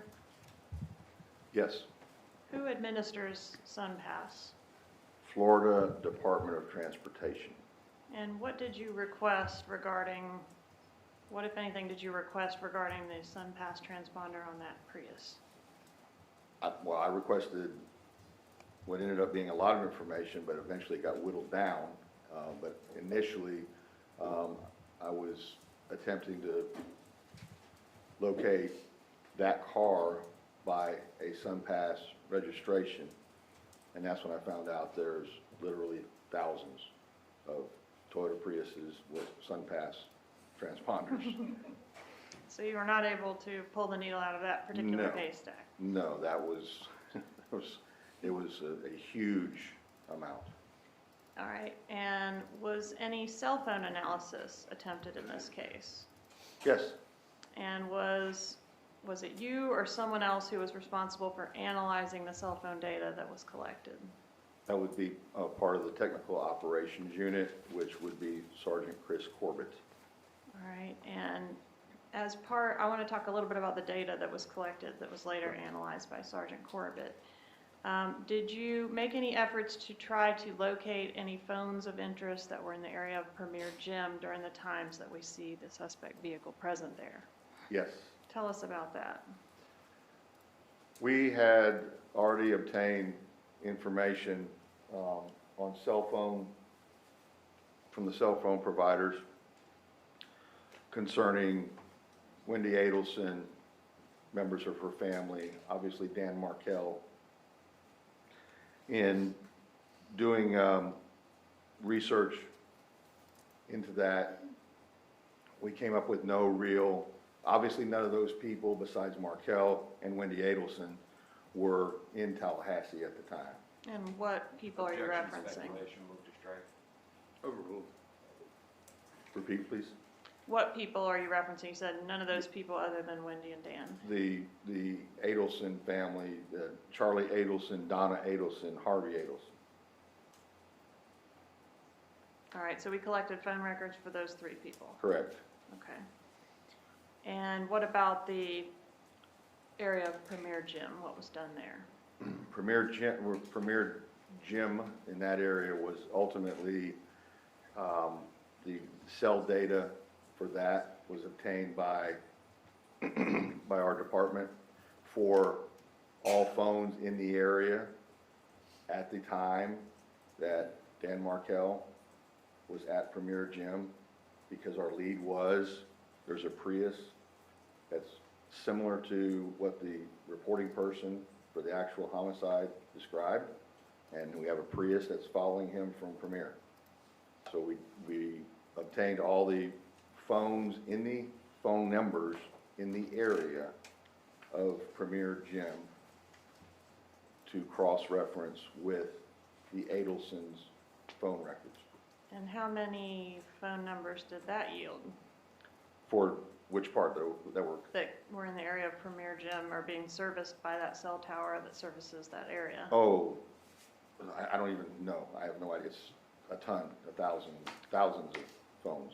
All right, and would the cross-referencing of what was resulted from that request about the phones in the area of Premier Gym with the cell phone records provided in reference to the Adelsons and Wendy and Dan Markel have been done by Sergeant Corbett? That's correct. Okay, and what I'm trying to get back to is how we narrowed down the Sun Pass. So as a result of that analysis, did you get a better idea of when you thought that Sun Pass transponder would have passed through particular toll booths? Yes, but the Sun Pass transponder activates, and there's a record that Department of Transportation keeps showing this account. Doesn't show a particular car, it shows that account having triggered a toll when it goes through one of the automated toll places. Okay, but initially all you know is a Prius headed We knew that toward there, Thomasville, right, that there was a Prius heading towards Thomasville Road. down Thomasville Road toward the interstate, right? Right, Okay. and so, But it's really the phone records, which we're going to hear from Sergeant Corbett later, gave you a smaller window of when you think that that vehicle may have passed through the toll plazas, correct? eventually, yes. Okay, so I want to talk about that more narrow window.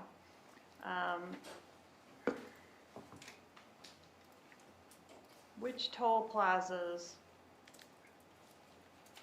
did you suspect the Prius passed through?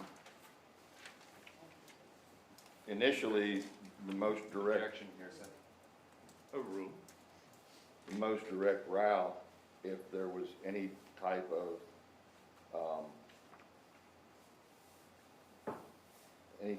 connection to South Florida, would be the toll plaza at Wildwood, Florida, which is 75 south of Ocala Road. We went through that, once again, hundreds, until we got the actual phone number in question to track.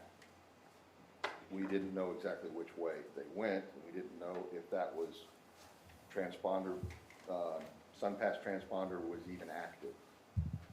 Okay, but ultimately you have reason to look at the toll plazas at either end of Alligator Alley, South Florida, correct? Correct, on Can you- I-75 near Naples, on the west coast, and Fort Lauderdale on the east coast.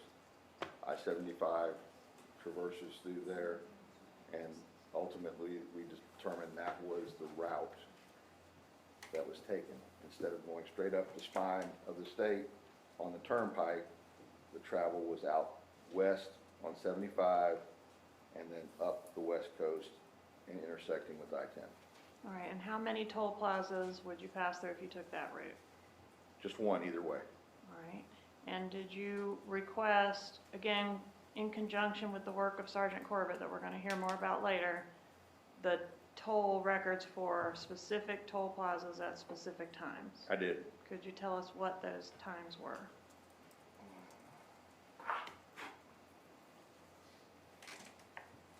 Objection. Overruled. The question, as I understand, what specific times and dates did he request? I'll overrule hearsay objection.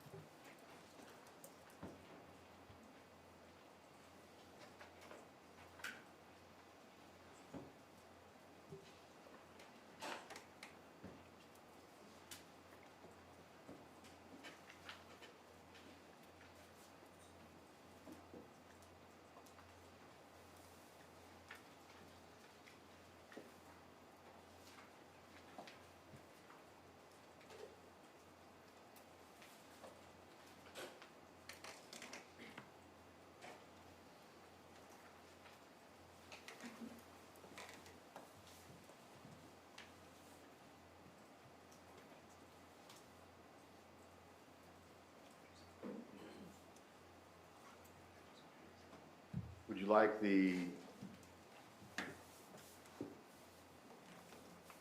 leaving Miami or returning to Miami? Both, please. Let's start with leaving Miami, headed to Tallahassee. The transponder registered activity, Objection. Well, right now, I'm just, Sustain the hearsay objection. I'm The just- question was, what did you request? I requested toll activity for any type of Toyota Prius at the toll plaza in Broward County on I-75, which is also Alligator Alley, westbound.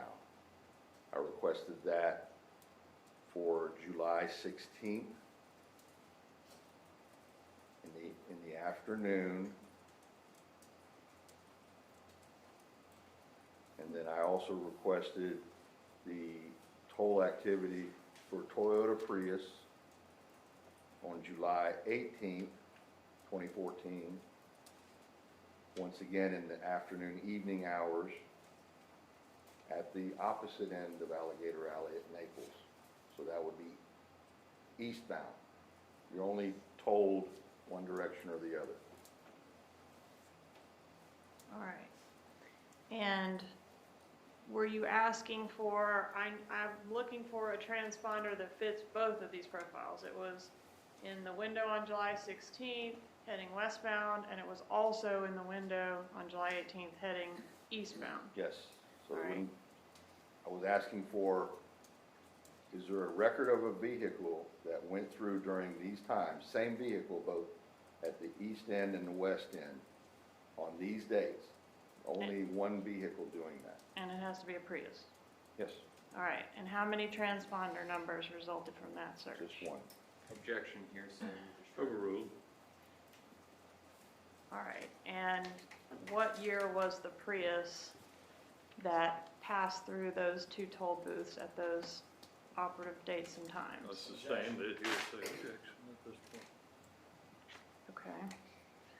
Was,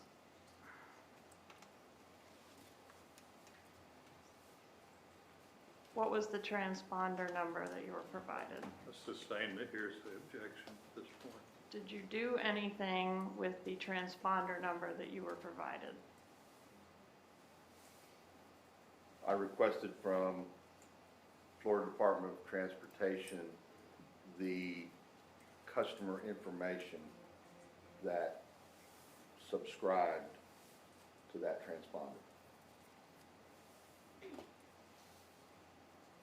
All right, and upon receiving that information, did you learn that the transponder was assigned to a particular business? Yes, And what business was that? Objection, hearsay. Sustain. I'm going to show you State's Exhibit 127.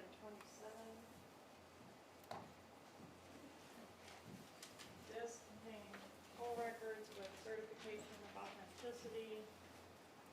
Does this State's Exhibit contain a fair and accurate copy of all the records you received from your SunPass poll record requests? to the best of my knowledge, yes. Judge, at this time I'd ask to move an evidence State's Exhibit 127. Objection. Hearsay, improper foundation.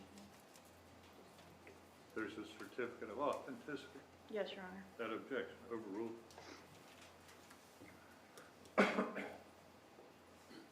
Is the item admitted? They're admitted. Thank you. All right, so what business was the transponder in question assigned to? It's a business in North Miami called Hybrid Rent-A-Car, and it's also called Save Gas. What is Oh, the, what was the second name? Save Gas. and what is the address of that business? 11032 Biscayne Boulevard, Miami, Florida. All right. And have you had the opportunity to review any documentation collected from that business regarding the Prius in question? Yes, I'm going to approach with what I've marked as State's Exhibit 82.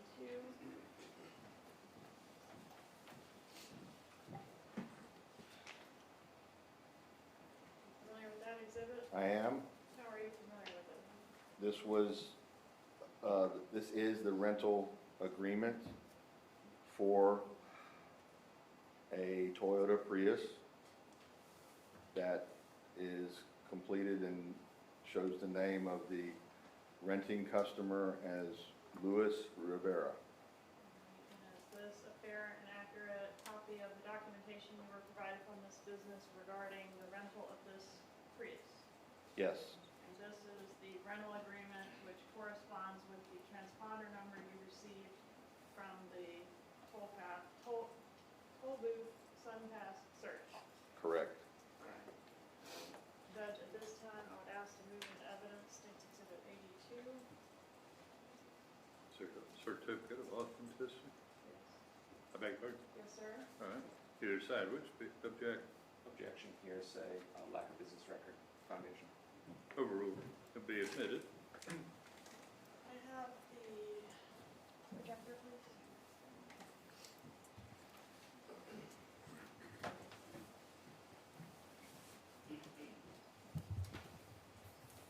Well, he's doing that. Maybe explain to the jury a little bit of what this conversation is about. There is a statutory procedure in Florida where if a business certifies that these are accurate business records and there's an affidavit to that effect that those records are admissible in court unless some specific objection is timely made before trial. So that's what we're talking about. Certificate of authenticity. That's why these items have been admitted. The idea is we don't want to have to bring in a custodian from every business that have records just to certify their records when there's no dispute as to these records.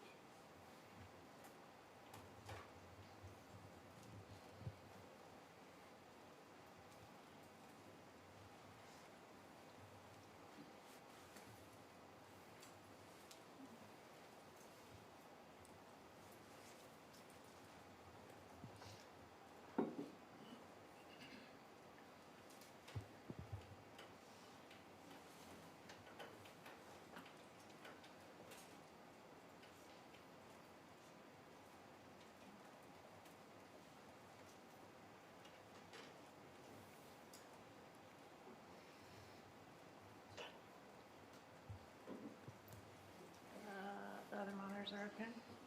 Yes.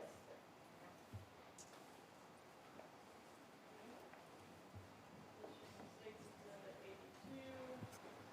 This is certification and/or declaration of authenticity.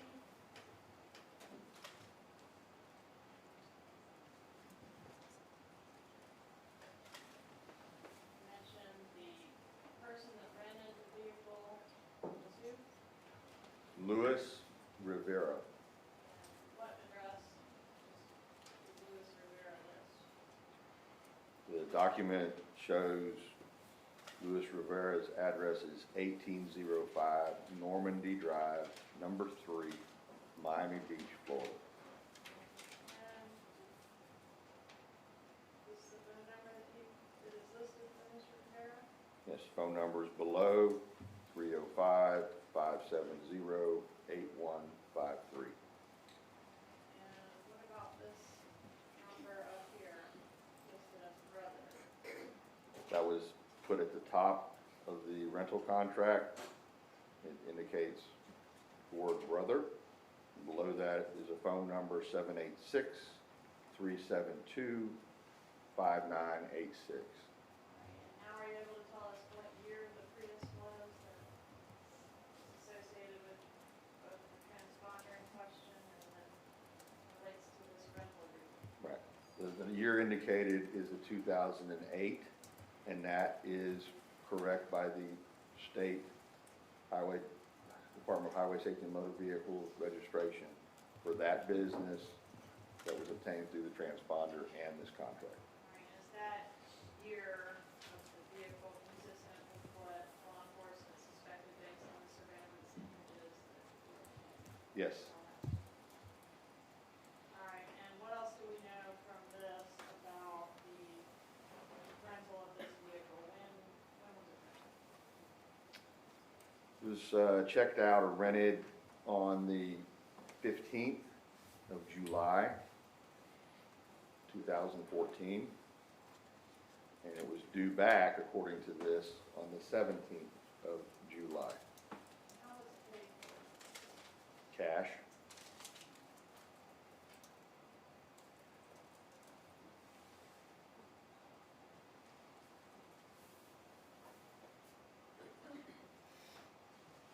Do you get the special strobe effect on the monitors also? Okay, we get that extra. And was this document also provided with this exhibit? Yes. The rental agency made a copy of the renter's driver's license. Ms. Rivera? Yes, And that same address is present on the driver's license? correct.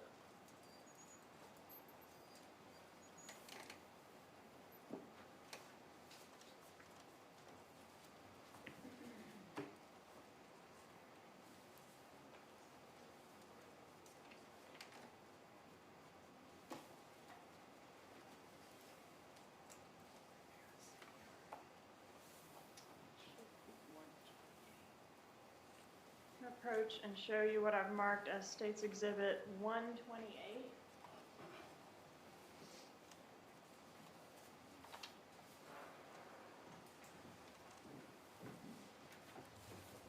You recognize State's 128?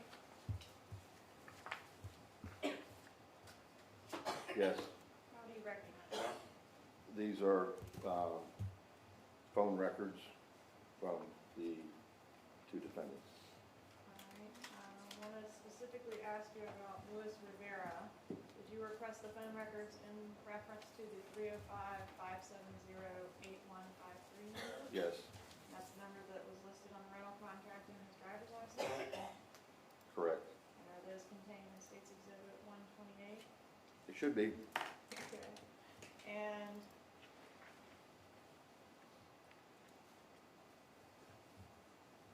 the phone number that's listed as brother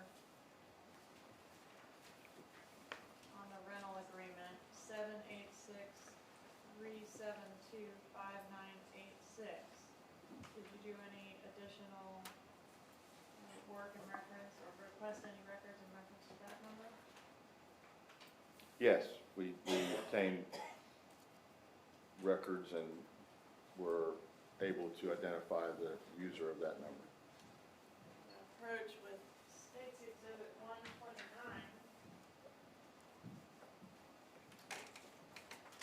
Have you reviewed State's 129? Yes, A fair and accurate copy of the records you received in reference to that 5986 number that was listed on the rental agreement as brother. yes, And were you able to identify the user of the phone number listed as brother? yes. How were you able to do that? The phone number that shows that the brother, that's indicated as brother on the rental contract, was determined through research on Facebook and other means that it was, Judge, I'm gonna object, this is hearsay or Sustained. Showing you what I've marked as State's Exhibit 130. Recognize State's 130? yes, How do you recognize that exhibit? this is, should be information from a Facebook account. What Facebook account? Tuto Dade. Objection, hearsay. Overruled. Does the disc in State's Exhibit 130 contain a business record affidavit of authenticity for the Facebook of Tuto Dade? My understanding is it does. It has certification written on it. All right, and what is contained on that disc? Images and dialogue on that Facebook page. All right, who's Tuto Dade? Spell that if you want. Spell that. What is it? T-U-T. T-U-T-O space D-A-D-E. Do that again, I'm sorry. T-U-T-O space D-A-D-E. Okay. Who is Tuto Dade? objection, Judge, calls for speculation. Well, there's no predicate for, I'll sustain the objection. And you mentioned that you used the Facebook records. You used Facebook records to verify who the number is that belongs to the 5986 number on that rental contract that's listed as brother. Correct. And when you used the Facebook records to verify that, did you use the Facebook records contained in State's Exhibit 130?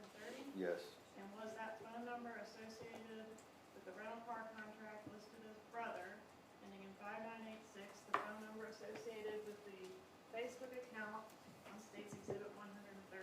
yes. And who's pictured as the owner? I've sustained a hearsay objection to that, Ms. Kappelman. If you want to put these things in evidence, let's put them in evidence so we can talk about them. Otherwise, it's hearsay.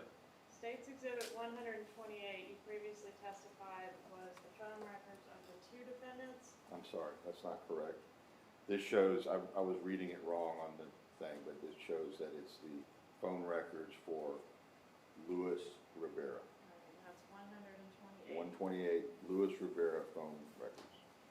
State's Exhibit 129.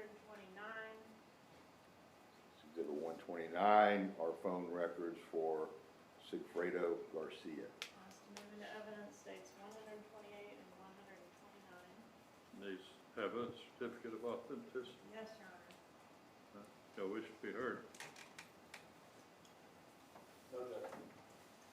No, Your Honor. 128 and 129 are admitted. Does the Facebook account in State's Exhibit 130 have a business record certificate of authenticity? Yes, At this time, it has to move in evidence, State's Exhibit 130.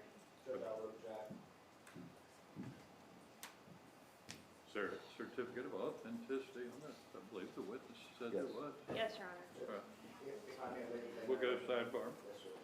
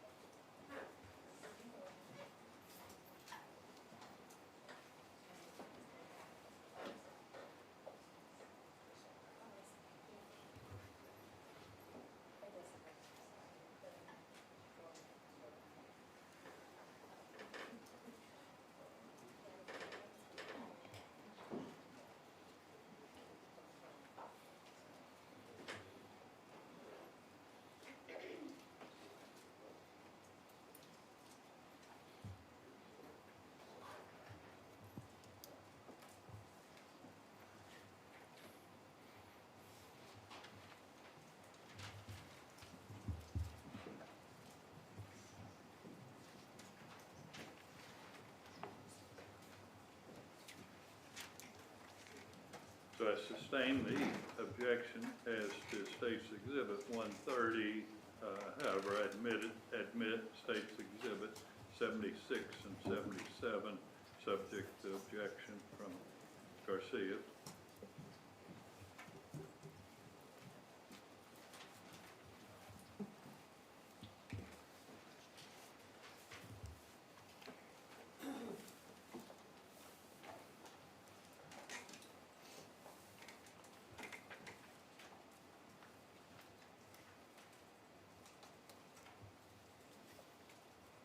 Alright, State's Exhibit 77.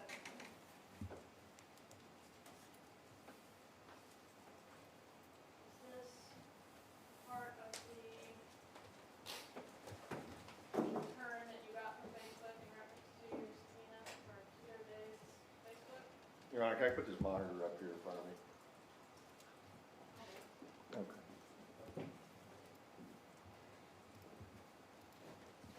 That's better.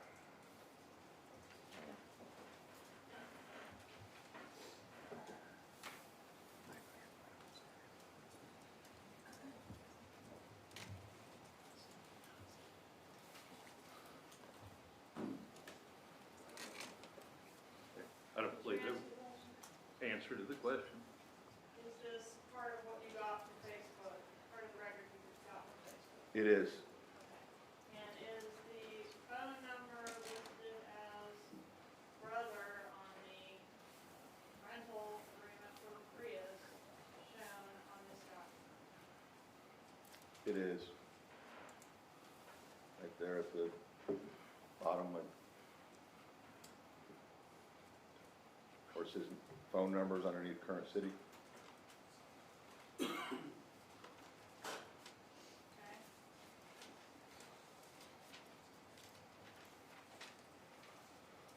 5986. Ms. Katherine, you're going to need to be a little better of record here. We're having a hard time hearing you. So, what I want to know is, we've got State's Exhibit 82, the rental car contract. List this number for brother, ending in 5986. Is that number present on this Facebook record? Yes.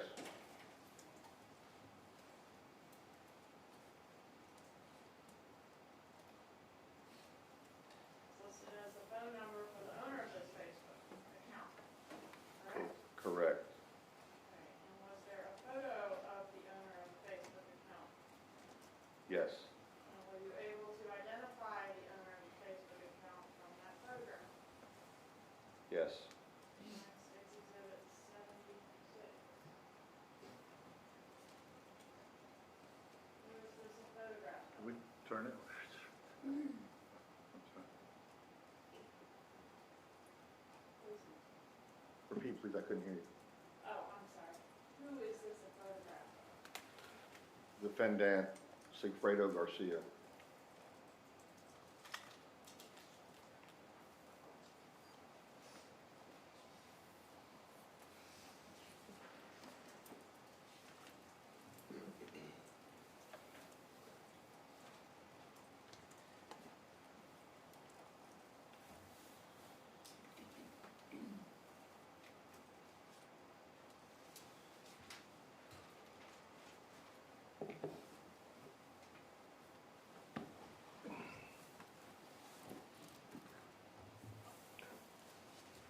Approach and show you what I've marked as State's Exhibit. You want to put the monitor down? Kind of hiding it every time. Let's see him with that up. This is Exhibit 78. You recognize State's 78? Yes, I do. How do you recognize that exhibit? This was obtained during the investigation. It's a pawn shop receipt from Miami, Florida. And does the exhibit contain a business record affidavit of authenticity for the pawn shop ticket? It does. And does the pawn shop ticket contain the name of who it is that's pawning an item? It does. Who is that? Sigfredo Sigfredo Garcia. Objection, Judge. Your legal objection? It's hearsay. Overruled. Is there a phone number associated with Mr. Garcia present on the phone ticket? Just yes or no? Yes. All right, Judge, at this time, I would ask to move into evidence State's Exhibit 78. I thought that's what you'd already done, but anyway, wish to be heard. No, Judge. No, Your Honor. It'll be admitted. What is the phone number associated with Mr. Garcia on the pawn shop ticket? 786-372-5986. All right, and when was this document created? When was the item bought?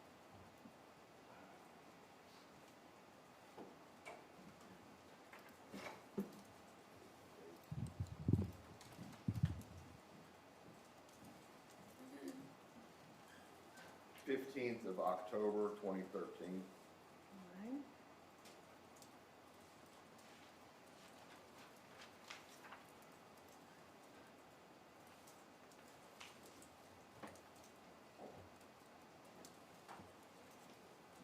Mike's running back, please, sir.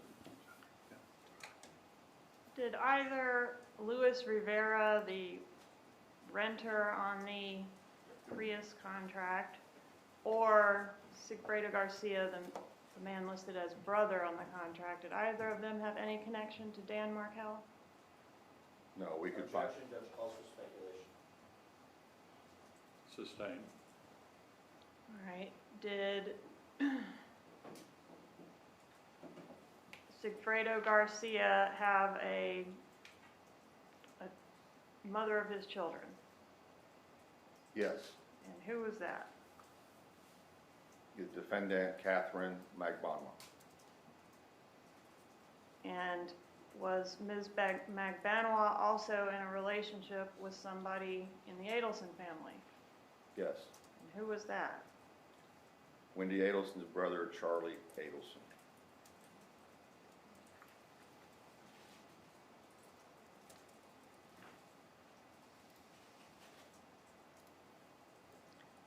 Did you also request phone records from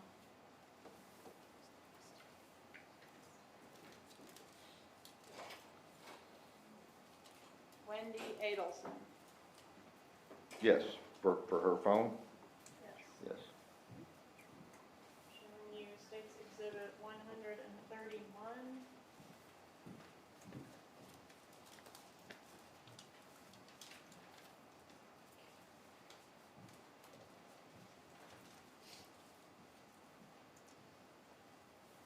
Is that a fair and accurate copy of the information you received in response to your request for Wendy Adelson's cell phone information?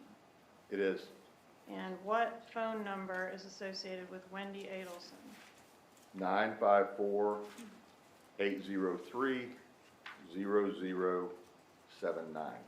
And how do you know that that number is associated with Ms. Adelson? She provided it, and she allowed her phone to be downloaded. We verified the phone number that she provided. Were you also provided with the address that Wendy Adelson was residing at around the time of the homicide? Yes, And what address was that? 3303 Aqua Ridge Drive.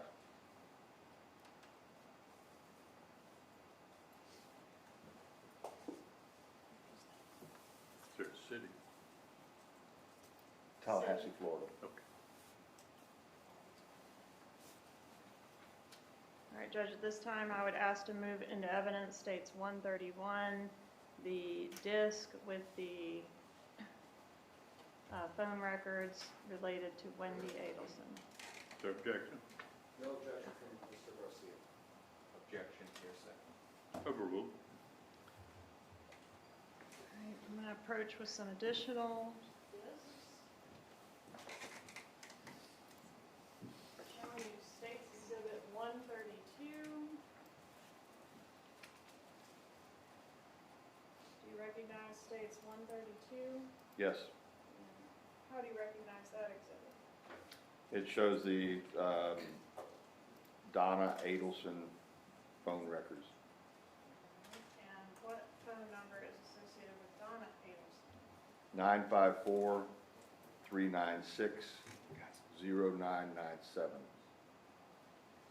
How do we know that these records or that phone number is associated with Donna Adelson? It came from a contact list in Wendy Adelson's phone.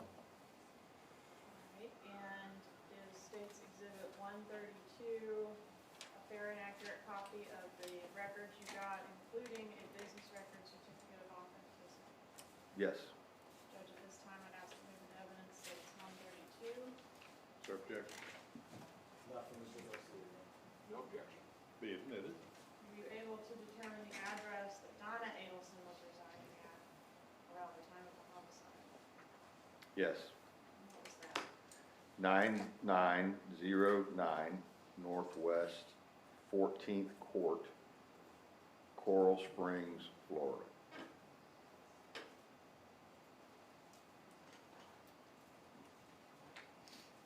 And is she married? Yes. What is her husband's name? Harvey Adelson. Showing you State's Exhibit 134. Do you recognize this exhibit? Yes. How do you recognize it? These are phone records for Harvey Adelson's cellular phone. And does that exhibit contain a fair and accurate copy of Harvey Adelson's phone records along with a certificate of authenticity? Yes. Judge, I'd ask to move into evidence State's 134. Objection.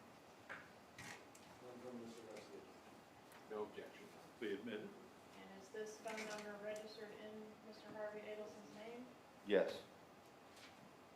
And is Mr. Adelson, or at the time of the homicide, was Mr. Harvey Adelson residing at the same residence with Donna Adelson that you previously named? Yes.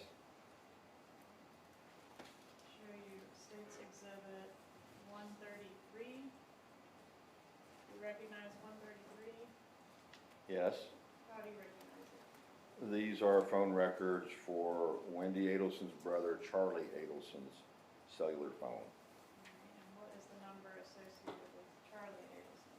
954-254-9223. Does this contain a fair and accurate copy of all of Mr. Adelson's records in response to your subpoena, as well as a certificate of authenticity? Yes. Judge, at this time, I'd ask to move into evidence State's 133. Any objection? Not from Mr. Garcia. No objection. Be admitted. You able I don't know whether it was intended, but I don't think we heard a number for Harvey Adelson. Maybe it didn't intend to, so that was 134. Would you please list the number for Mr. Harvey Adelson? 954-980-9032. In reference to Charlie Adelson's number ending in 9223, is that phone number registered in the name of Charlie Adelson? Yes. And is that phone number in Wendy's contact information, Charlie, with the contact photo? Yes. Were you able to determine what address Charlie Adelson was residing at around the time of the homicide? Yes. And what is that? What is that? 2518 Whale Harbor Lane, Fort Lauderdale, Florida.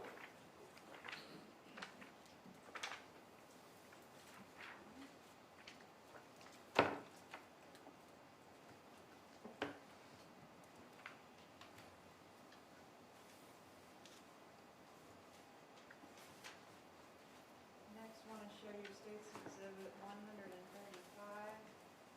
Do you recognize State's 135? Yes.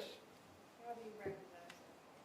These are phone records for the cell phone of Katherine Magbanua. And what phone number are those records associated with? 786-564-1312. And does that disc contain a fair and accurate copy of the records for Ms. Magbanua, provided pursuant to your request and subpoena, and as well as a certificate of authenticity? It does. All Any objection? None from Mr. Garcia. No objection. Be admitted.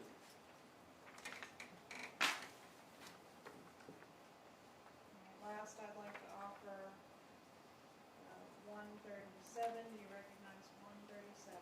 I do. And how do you recognize that? These are phone records for the cell phone of Daniel Markel.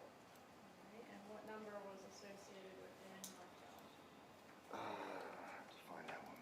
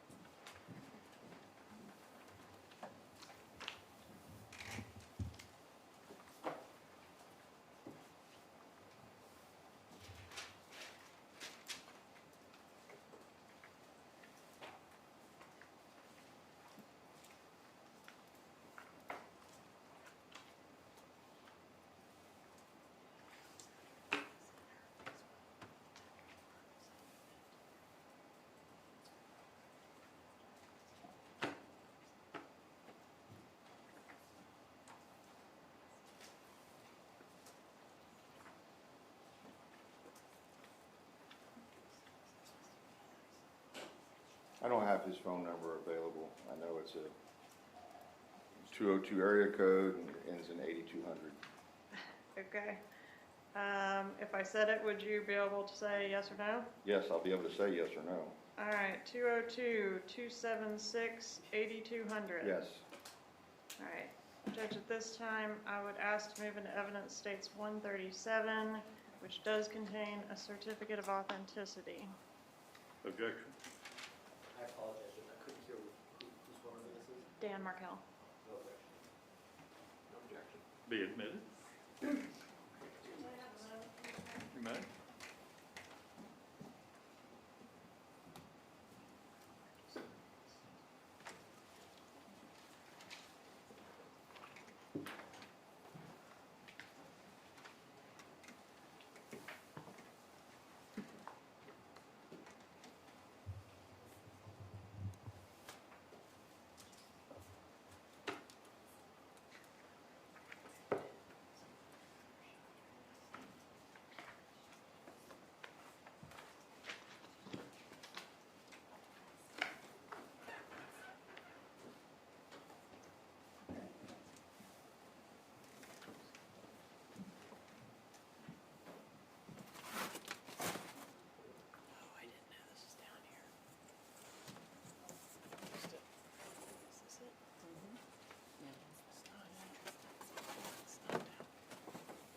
Approaching you as State's Exhibit 4.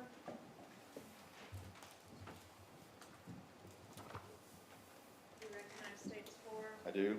How do you recognize them? These are still images of the Toyota Prius passing or in the next lane of the bus that is northbound on Thomasville Road at Armstead.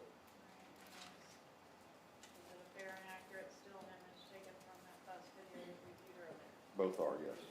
Judge, this time I'd ask to move in evidence states 4. Objection. Can I confer with counsel for a second?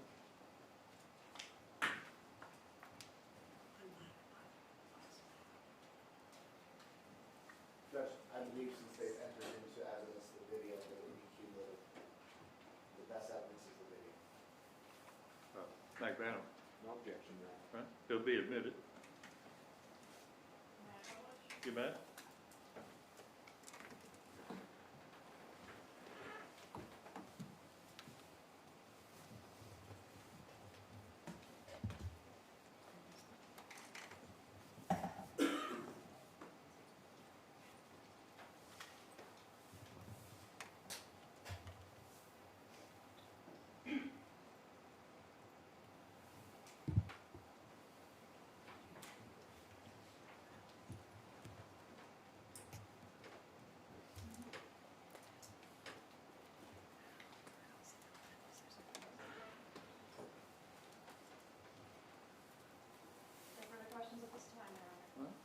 Garcia?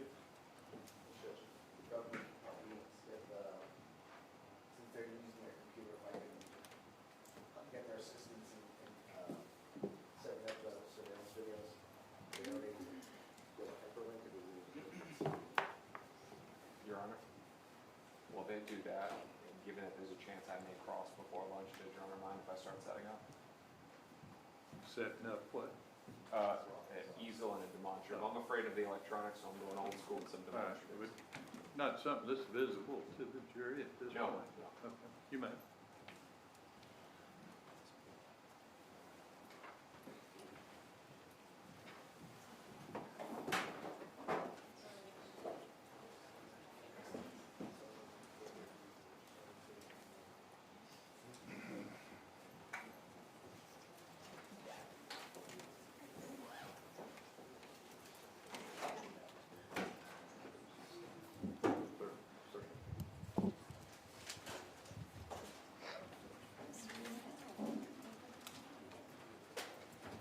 I don't know, what group do you want?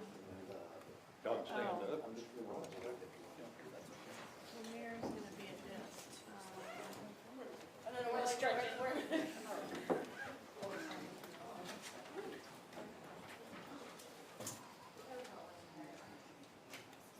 124. Brick Street.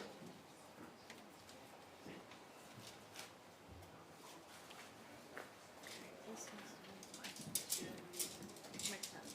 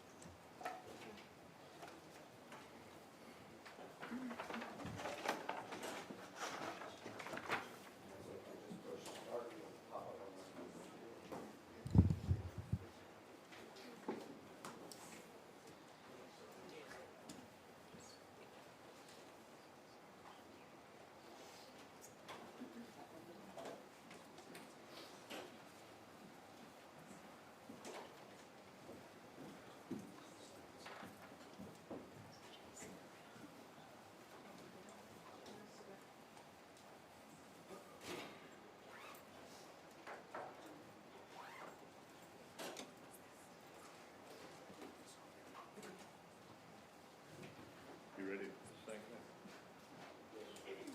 All right, fast, Steve, please. Thank you, Judge, and when I need the next set of videos, let's stop and send them.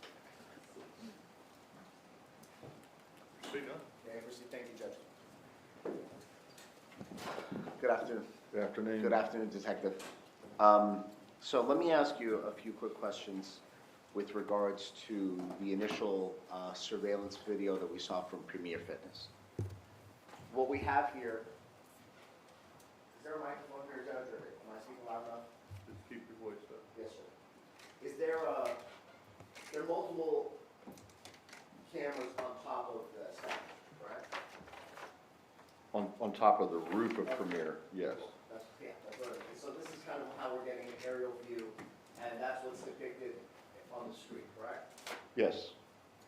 And as we indicated, or as you indicated, at 9:11, 36 seconds,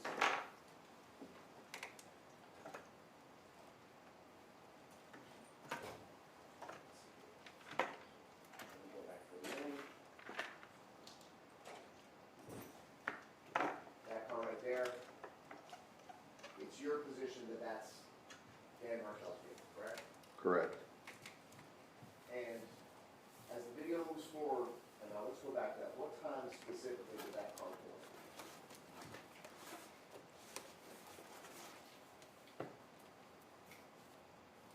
time does it say right It now? says 9/11/36.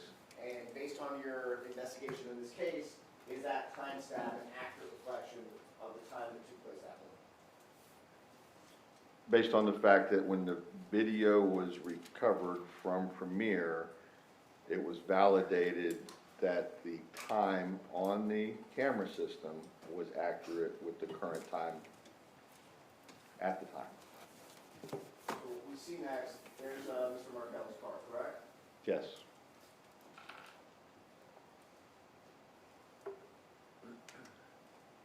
The next image that we see, when we get there,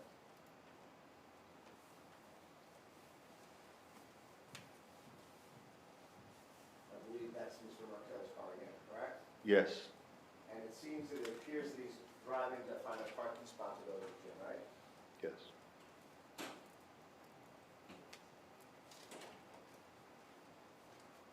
And he pulls into his parking spot at almost 9:12 on the dot, correct? Yes.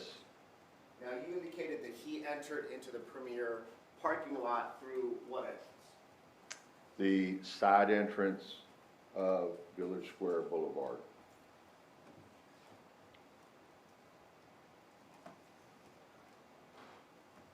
And the video's next going to show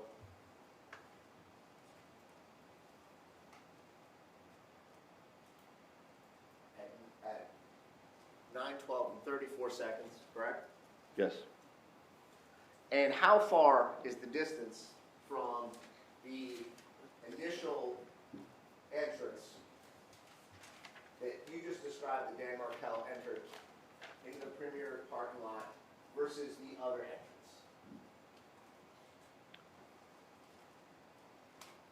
The distance you're asking me? Correct. Like, so what I'm asking you is this, Mr. Markel came in the entrance that you just described, right? Yes. Okay.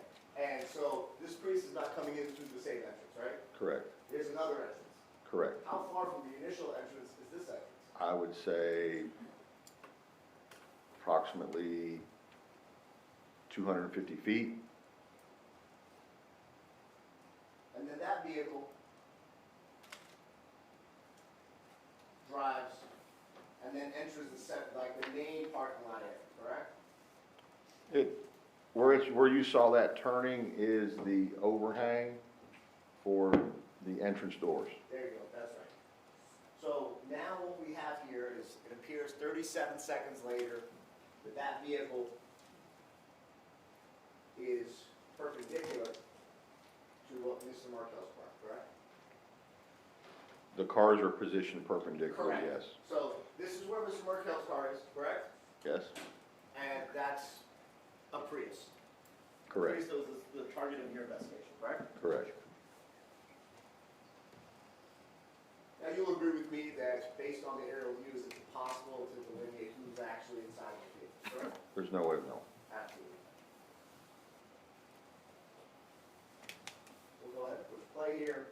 The Prius drives, parks up some distance away, but in the same parking lot, correct? Yes, And there you see Mr. Markel getting out of his vehicle. Is that correct? yes.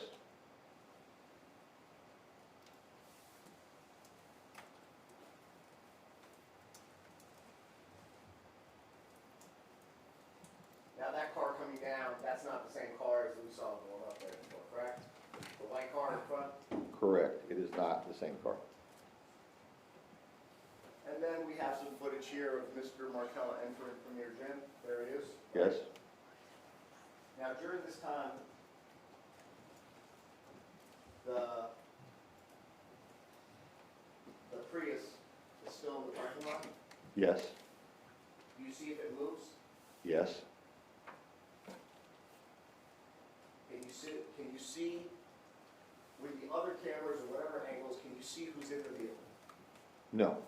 At any point, do you lose sight of the Prius? In between camera angles with trees, yes. When it's parked up in the far northwest corner, where it emerged when Markel was leaving, we didn't have footage of where exactly it was parked up in that corner. And how long would you say he was parked up in that corner? I don't recall the time, how much time. I'm not gonna hold you to a specific amount of minutes. Was it a minute, 10 minutes? Was it the duration of the time that Mr. Markel was working out?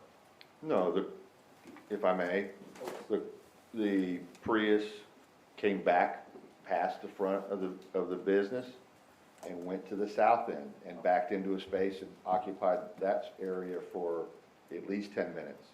So we would be able to kind of give a timeline, because we'll be able to see the Prius coming back down, right?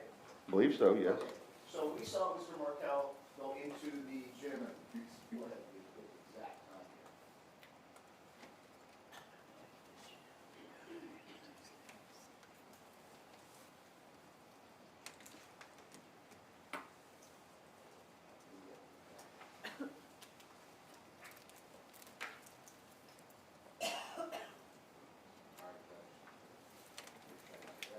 There we go. So at 9:12, the Prius goes and parks in an area of Premier Gym that you do not have surveillance footage to determine what happens, correct? Right.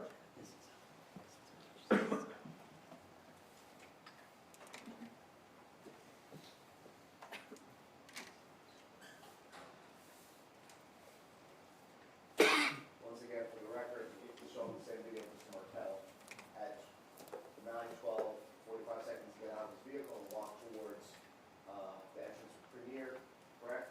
Correct. And about 10 seconds ago, we lost visual of the silver colored trees. Correct.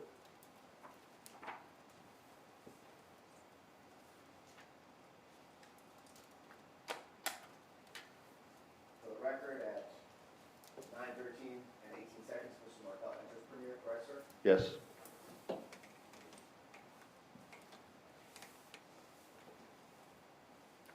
And one, a different view of Mr. Martel, an overhead view of him entering 2 seconds in, right? Yes. Thank you, sir.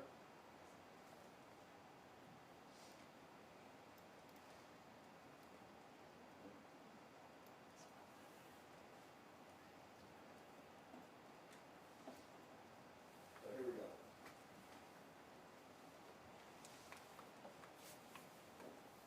Detective Larson, is that the Prius? Is this the subject Prius? I believe so. That's approaching back, coming back down. And the designated time shows it's 9:16 and 20 seconds, sir? Yes. So about, let's see, 3.5 minutes have expired where the Prius is in an area that there's no surveillance captured in, correct? Yes.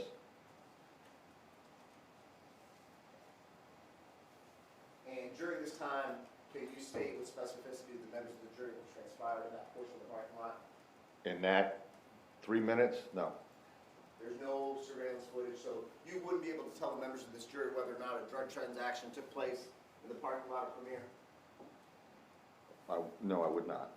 You wouldn't be able to tell the members of this jury if another car parked alongside the silver Prius in a drug Are you transaction? talking to the witness, to the I jury, apologize. Mr. Zangenhead? I'm All right, sorry. come on, let's, You can't tell members of this jury if during that 3.5 minute period, a drug transaction took place in that portion of where the Prius was parked, correct? That's correct. I cannot tell that. So you can't tell the members of this jury whether or not another vehicle pulled up next to the Prius where a drug transaction with any kind of drug was conducted, correct? Correct. So here we go at 9:16, and also, at that point, you can't tell if somebody exited the Prius, correct? Correct. So if one person was in the Prius to begin with, and another person got in, or vice versa, you would be able to testify to the process. That's correct.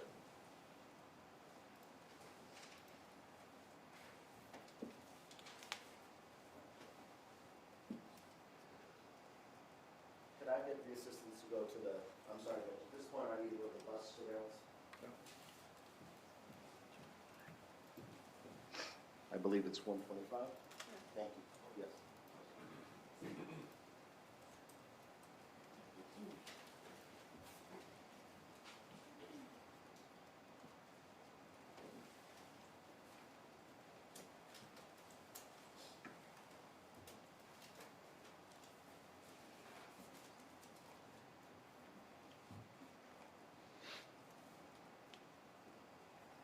While he's doing this, Judge, can I inquire some questions not associated with the footage to the detective so we can kind of keep this moving? Detective, I apologize. You indicated you had a long storied career as a law enforcement officer here in Tallahassee, is that correct? I don't remember those words, but I was here for quite some time as a law enforcement officer. Almost 3 decades, sir? Yes. And during that time, you indicated that you did violent crime investigations? At the end of my career, yes. Okay, and about how long of a time period did you conduct those types of investigations? 8.5 years. Were you ever involved in any narcotic-related investigations? Some, not in an in-depth realm. With regard to your investigations with regards to violent crimes, did you ever investigate violent crimes committed by gang members?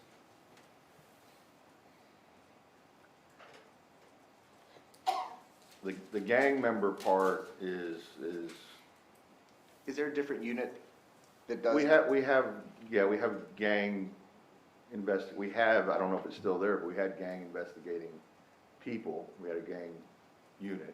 And would that, given the fact that you have a gang unit, Detective Ison, that suggests that there is a gang presence in this area? To a certain extent, but it's rather small compared to other places, to my understanding. Well, since you said that, it seems like you have an understanding of the size of the gang presence here, correct? I just know it was loose-knit, and it was, there wasn't a whole lot of organization to it. Well, would that suggest that there are other neighboring areas that have more strong knit gang organizations like Jacksonville or other neighboring areas, maybe Panama City? I wouldn't know about those.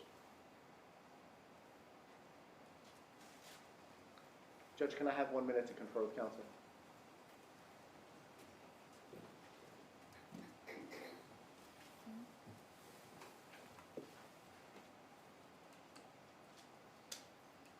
Did you ever work in unison with the gang unit in your career?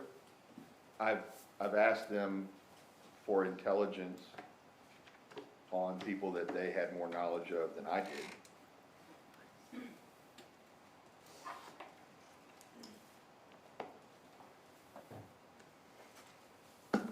Let me go ahead and direct your attention back to the screen. So right here, we have a Star Metro camera from bus 0505, is that correct, sir? I have it as 505, but 505, correct. And so, give me the intersection right here again. that's Killarn Commerce Drive. Okay. And, you gotta help me out here, because I'm unfamiliar with that specific area. Which one is which? If you could, do you have the pointer, sir? Go ahead and show me which one is which, road. The bus is approaching Thomasville Road. Okay, and you'll agree with me that Thomasville Road is one of the more heavily populated, or heavily, traveled roads in this area? Yes, it's a major artery. Major road, okay. And so at 10:44 and 30 seconds, we see the following. Now, that car right there, it's your position that that is Dan Markel's vehicle, correct? Yes. Are there any identifying factors that you could point out to that vehicle? No. Can you read the license plate from this angle? No. Can you see Mr. Markel in the vehicle? No. It's simply a car that fits the description. Same color, potentially same make and model, correct? Correct.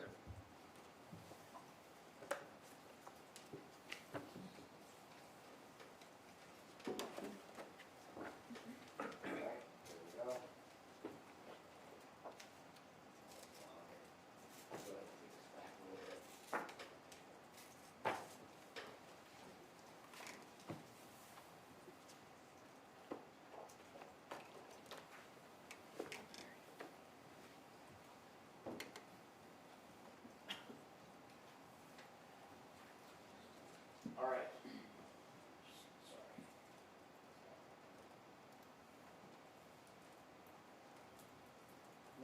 original time that you see that, the car that you believe was a Honda Accord, what time was that, do you recall? I think it was 10:44. And I don't remember the seconds amount.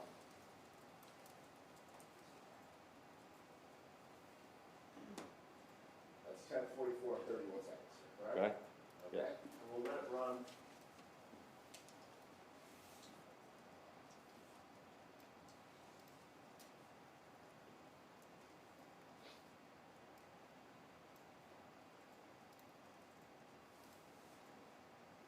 That appears to be 10 seconds, correct, sir? Yes. And if you recall, during the second bus surveillance that we had, bus 707, I believe it is, there was that one picture, which I believe the government showed a still of it. You recall that? Next to the bus? Yes, sir? Yes.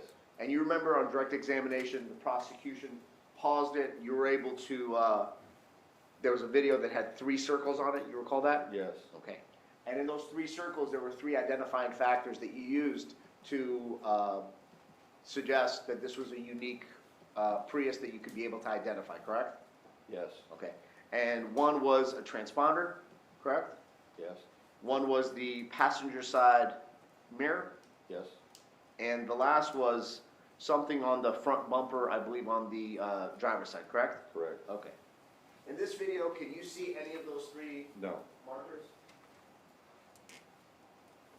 So can you tell me with specificity, based on your identifying factors that you did with the 707 footage, that Prius is the same Prius as the one in the 707 footage?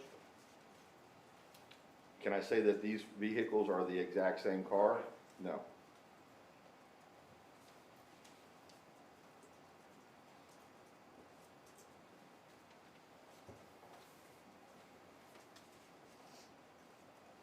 So here we are several minutes later, correct?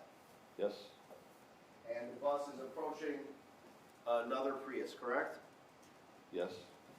And you'll agree with me that this Prius is stopped at an intersection? And this is still on Thomasville Road, sir? Yes, sir. And it stopped at a stop sign, correct? Stoplight, yes. I'm sorry, stoplight. I apologize. It stopped at a stoplight, and it's the first car that's at that intersection, is that correct? Correct. And it's the government's theory that the people in the Prius were following the person in the Honda Accord, correct? Correct. There we go. And we'll go ahead and stop there. Can you make any of the 3 identifying factors that we discussed before, can you identify any of those with this footage? Not from this angle. Correct. It would be impossible to see the transponder because it's the back of the vehicle, right? Yes. Okay, and also you can't see the front of the vehicle where on the bumper they would have that identifying marker, correct? Yes. And more importantly, it's impossible, even though it's a great angle, you can't see the license plate, correct? Correct. At some point, you were able to determine what the license plate was, correct? Yes. And you weren't able to enhance this video to show whether or not this is the same vehicle, correct? Unfortunately, we tried all types of remedies for that, but no, it was not able to be enhanced. Now, this Toyota Prius has pretty dark tints on it, correct? Yes. Do you know what level or degree of tints that they had? On this car? Yes. No.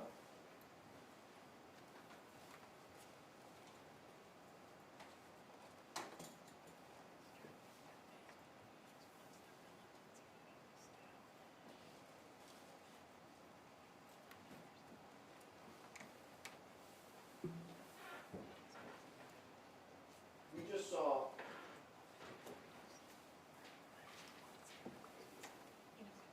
see coming up here.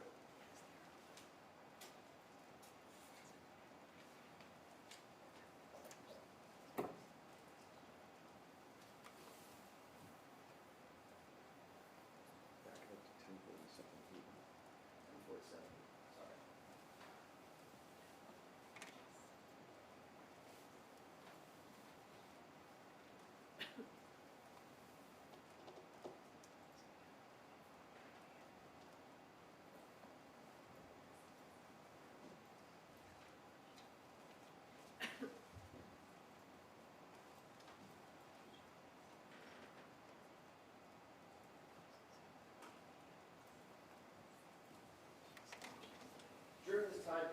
see any other Priuses?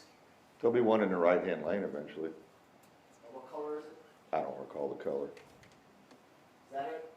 Yeah, that's the one I recalled that I've seen numerous times. About how many Priuses, when you were doing, are you able to tell the members of this jury roughly how many Priuses are located, or how many registered owners there are of Priuses here in South Florida? I don't. In North Florida? I don't recall. There's thousands. I had no idea there was that many.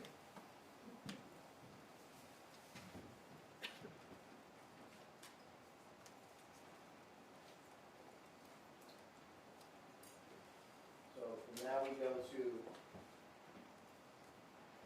the video surveillance of the bus again.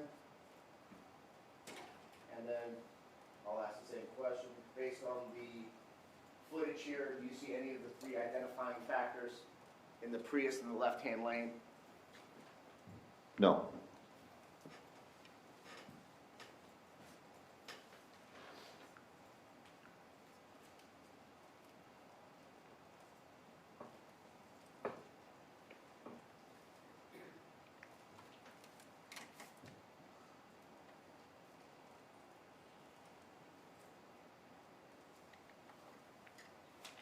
Now this is a different bus, correct? Correct. This is 707. And this is the bus and the angle that you're able to make your delineations of the three identifying factors. Is that correct? Yes. When you get a stopping point, just saying it in, expect the jury's about ready for lunch. Sure, I can stop right now if I'm done with my analysis of this surveillance. All right, well, we take a lunch break. Well, we plan to be back ready to go at 1:15. Just leave your notes where they are. Have a good lunch. Either side need anything? Yes, Your Honor, we'll make a request outside the presence. All right, y'all can step out this way.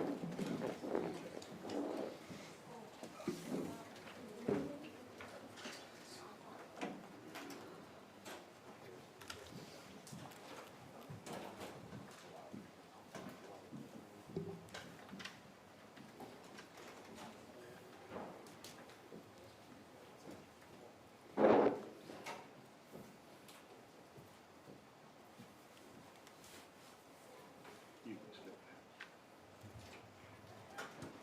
Yes, Mr. Costa. Everybody be seated, please. Yes, Your Honor, thank you. With respect to the depositions from this afternoon, we're on board for 4 o'clock. I believe that the State Attorney's Office has secured a room in both father and son Collins is coming in. I've made a request to the State Attorney's Office. I'm hoping that the court would entertain a possible order, because that would allow us to avoid any prejudice, or it would allow us to mitigate some prejudice by getting prepared as quickly as possible. It appears that both of the Collinses are going to breach attorney-client privilege.